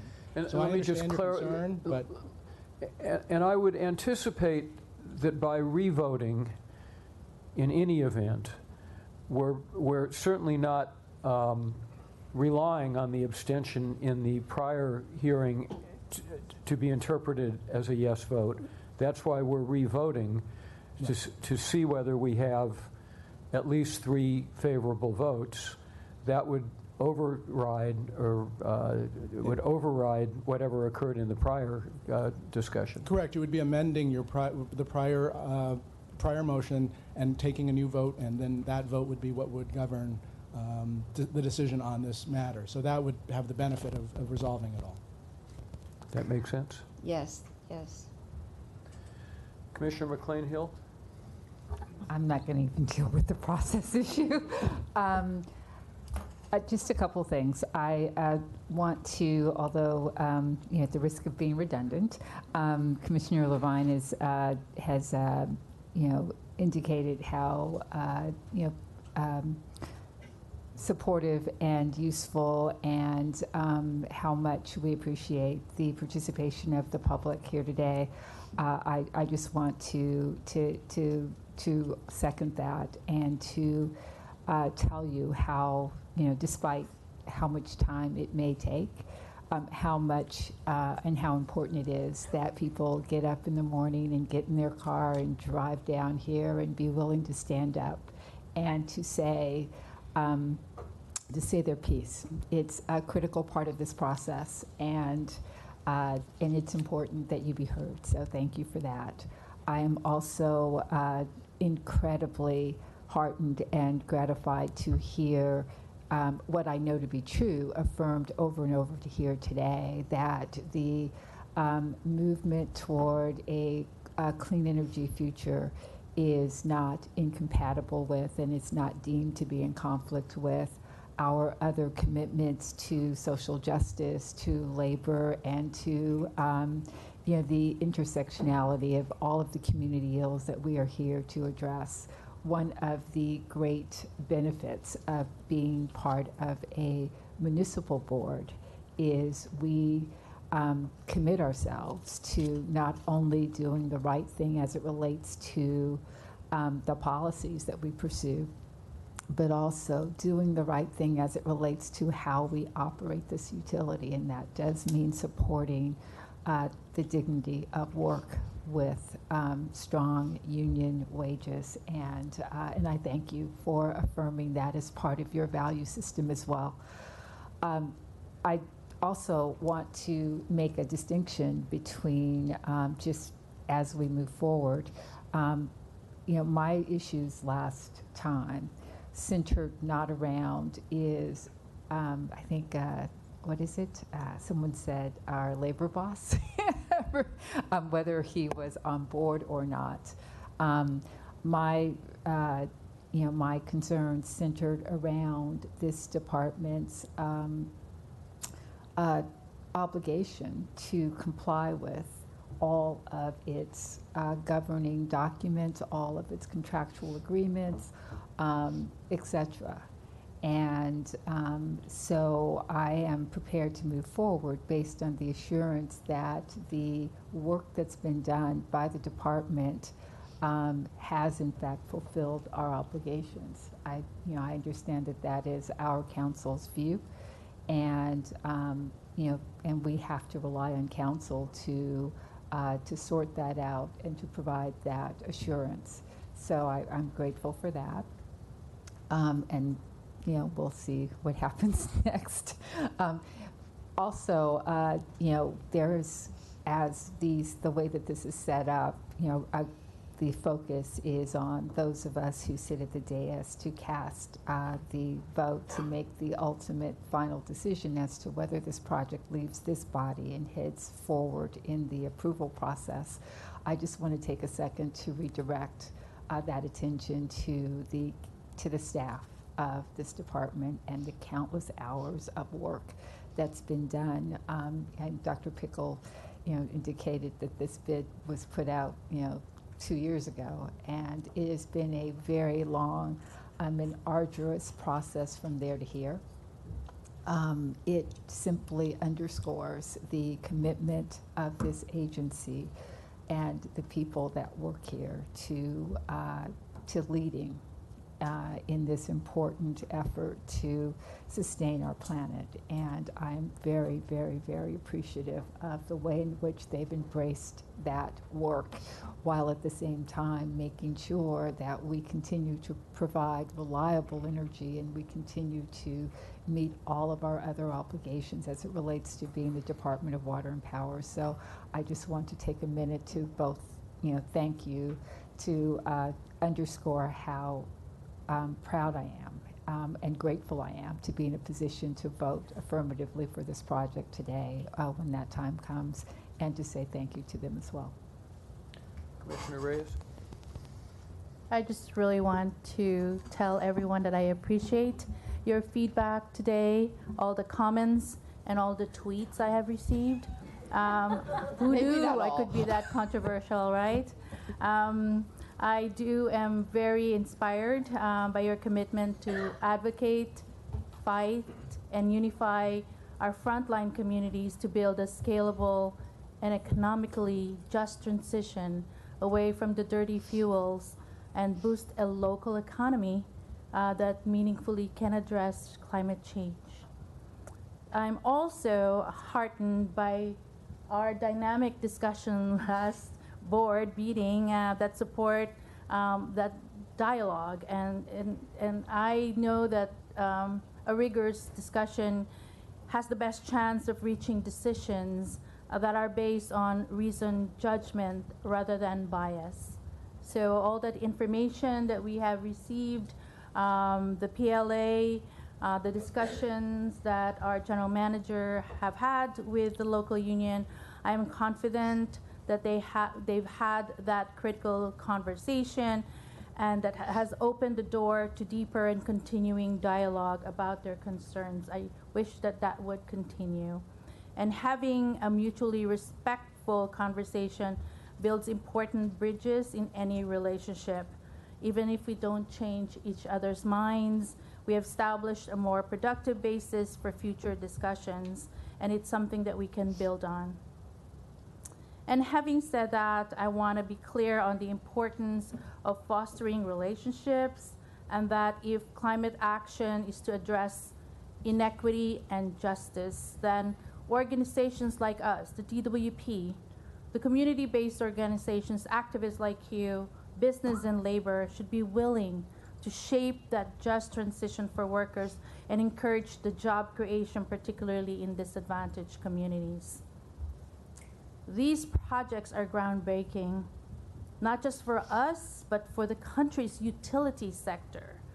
It's a first in California, and it competes with recent record-setting power purchase agreements in Texas and Nevada. So this is a solar plus storage, providing greater clean capacity and competitively priced compared with other sources of energy. So I'm really inspired about us, the department, pushing forward with projects like this. So for me, the bottom line of decision making involves determining which potential decision will offer the best possible outcome based on what we know now.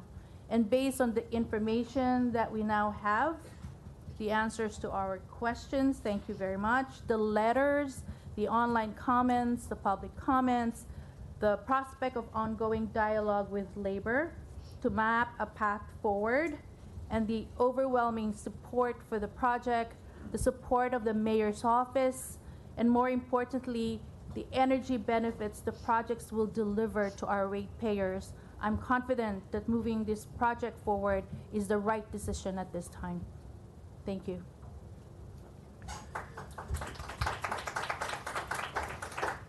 Well, at the risk of violating my own prescription against redundancy, 35 seconds. Just say, I agree with Suzanne. Yeah, right, that's it. you guys see what I have to put up with here on a bi-weekly basis. I again want to thank all of you, and I particularly want to thank you for focusing on the urgency of issues surrounding clean energy. I think it's fair to say that every member of this commission shares your concern about that urgency, and having you here to underscore it is extremely important and appreciated. I personally appreciated, and I'm sure my colleagues did too, the references to environmental justice, which are clearly a critically important component of how we deal with these issues. And several of you referenced those specifically in ways that I thought were very powerful. On a personal note, I also especially appreciated the teachers and the students who were here. You really exemplify the messengers that are so important to communicate the urgency of these issues. And in addition, I thought those of you who focused on the importance of both dealing with the urgency of the issue and at the same time working closely with labor and being certain that the actions and engagements that we pursue are done hand in hand with labor, ensuring both the environmental justice concerns be met and also that we are working cooperatively, closely, and in partnership with our friends in organized labor. All of that was expressed so eloquently, and I just want to thank you again for it. So with that redundant set of comments, I am going to move, and I'm going to use the language that was recommended by council, but I think in any event, the fact that this vote will supersede the action that we took at the prior session should remove any cloud or questions of its clarity. And in that context, I move that we amend our previously adopted resolution approving the Elon projects to exclude the conditions that were part of my verbal motion on August 27th. Essentially, this is a motion to approve the Elon projects. Is there a second? Second. It's been moved and seconded. Those in favor? Aye. Any opposed? It's unanimously approved. Thank you.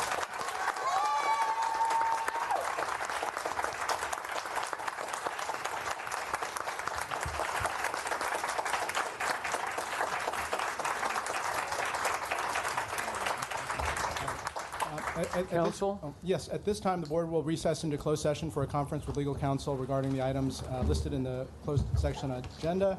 The board shall publicly report any action taken in closed session and the vote or abstention of every member thereof present thereon in accordance with section 54.9, 57.1 of the California Government Code. We're in recess. Thank you. Thank you.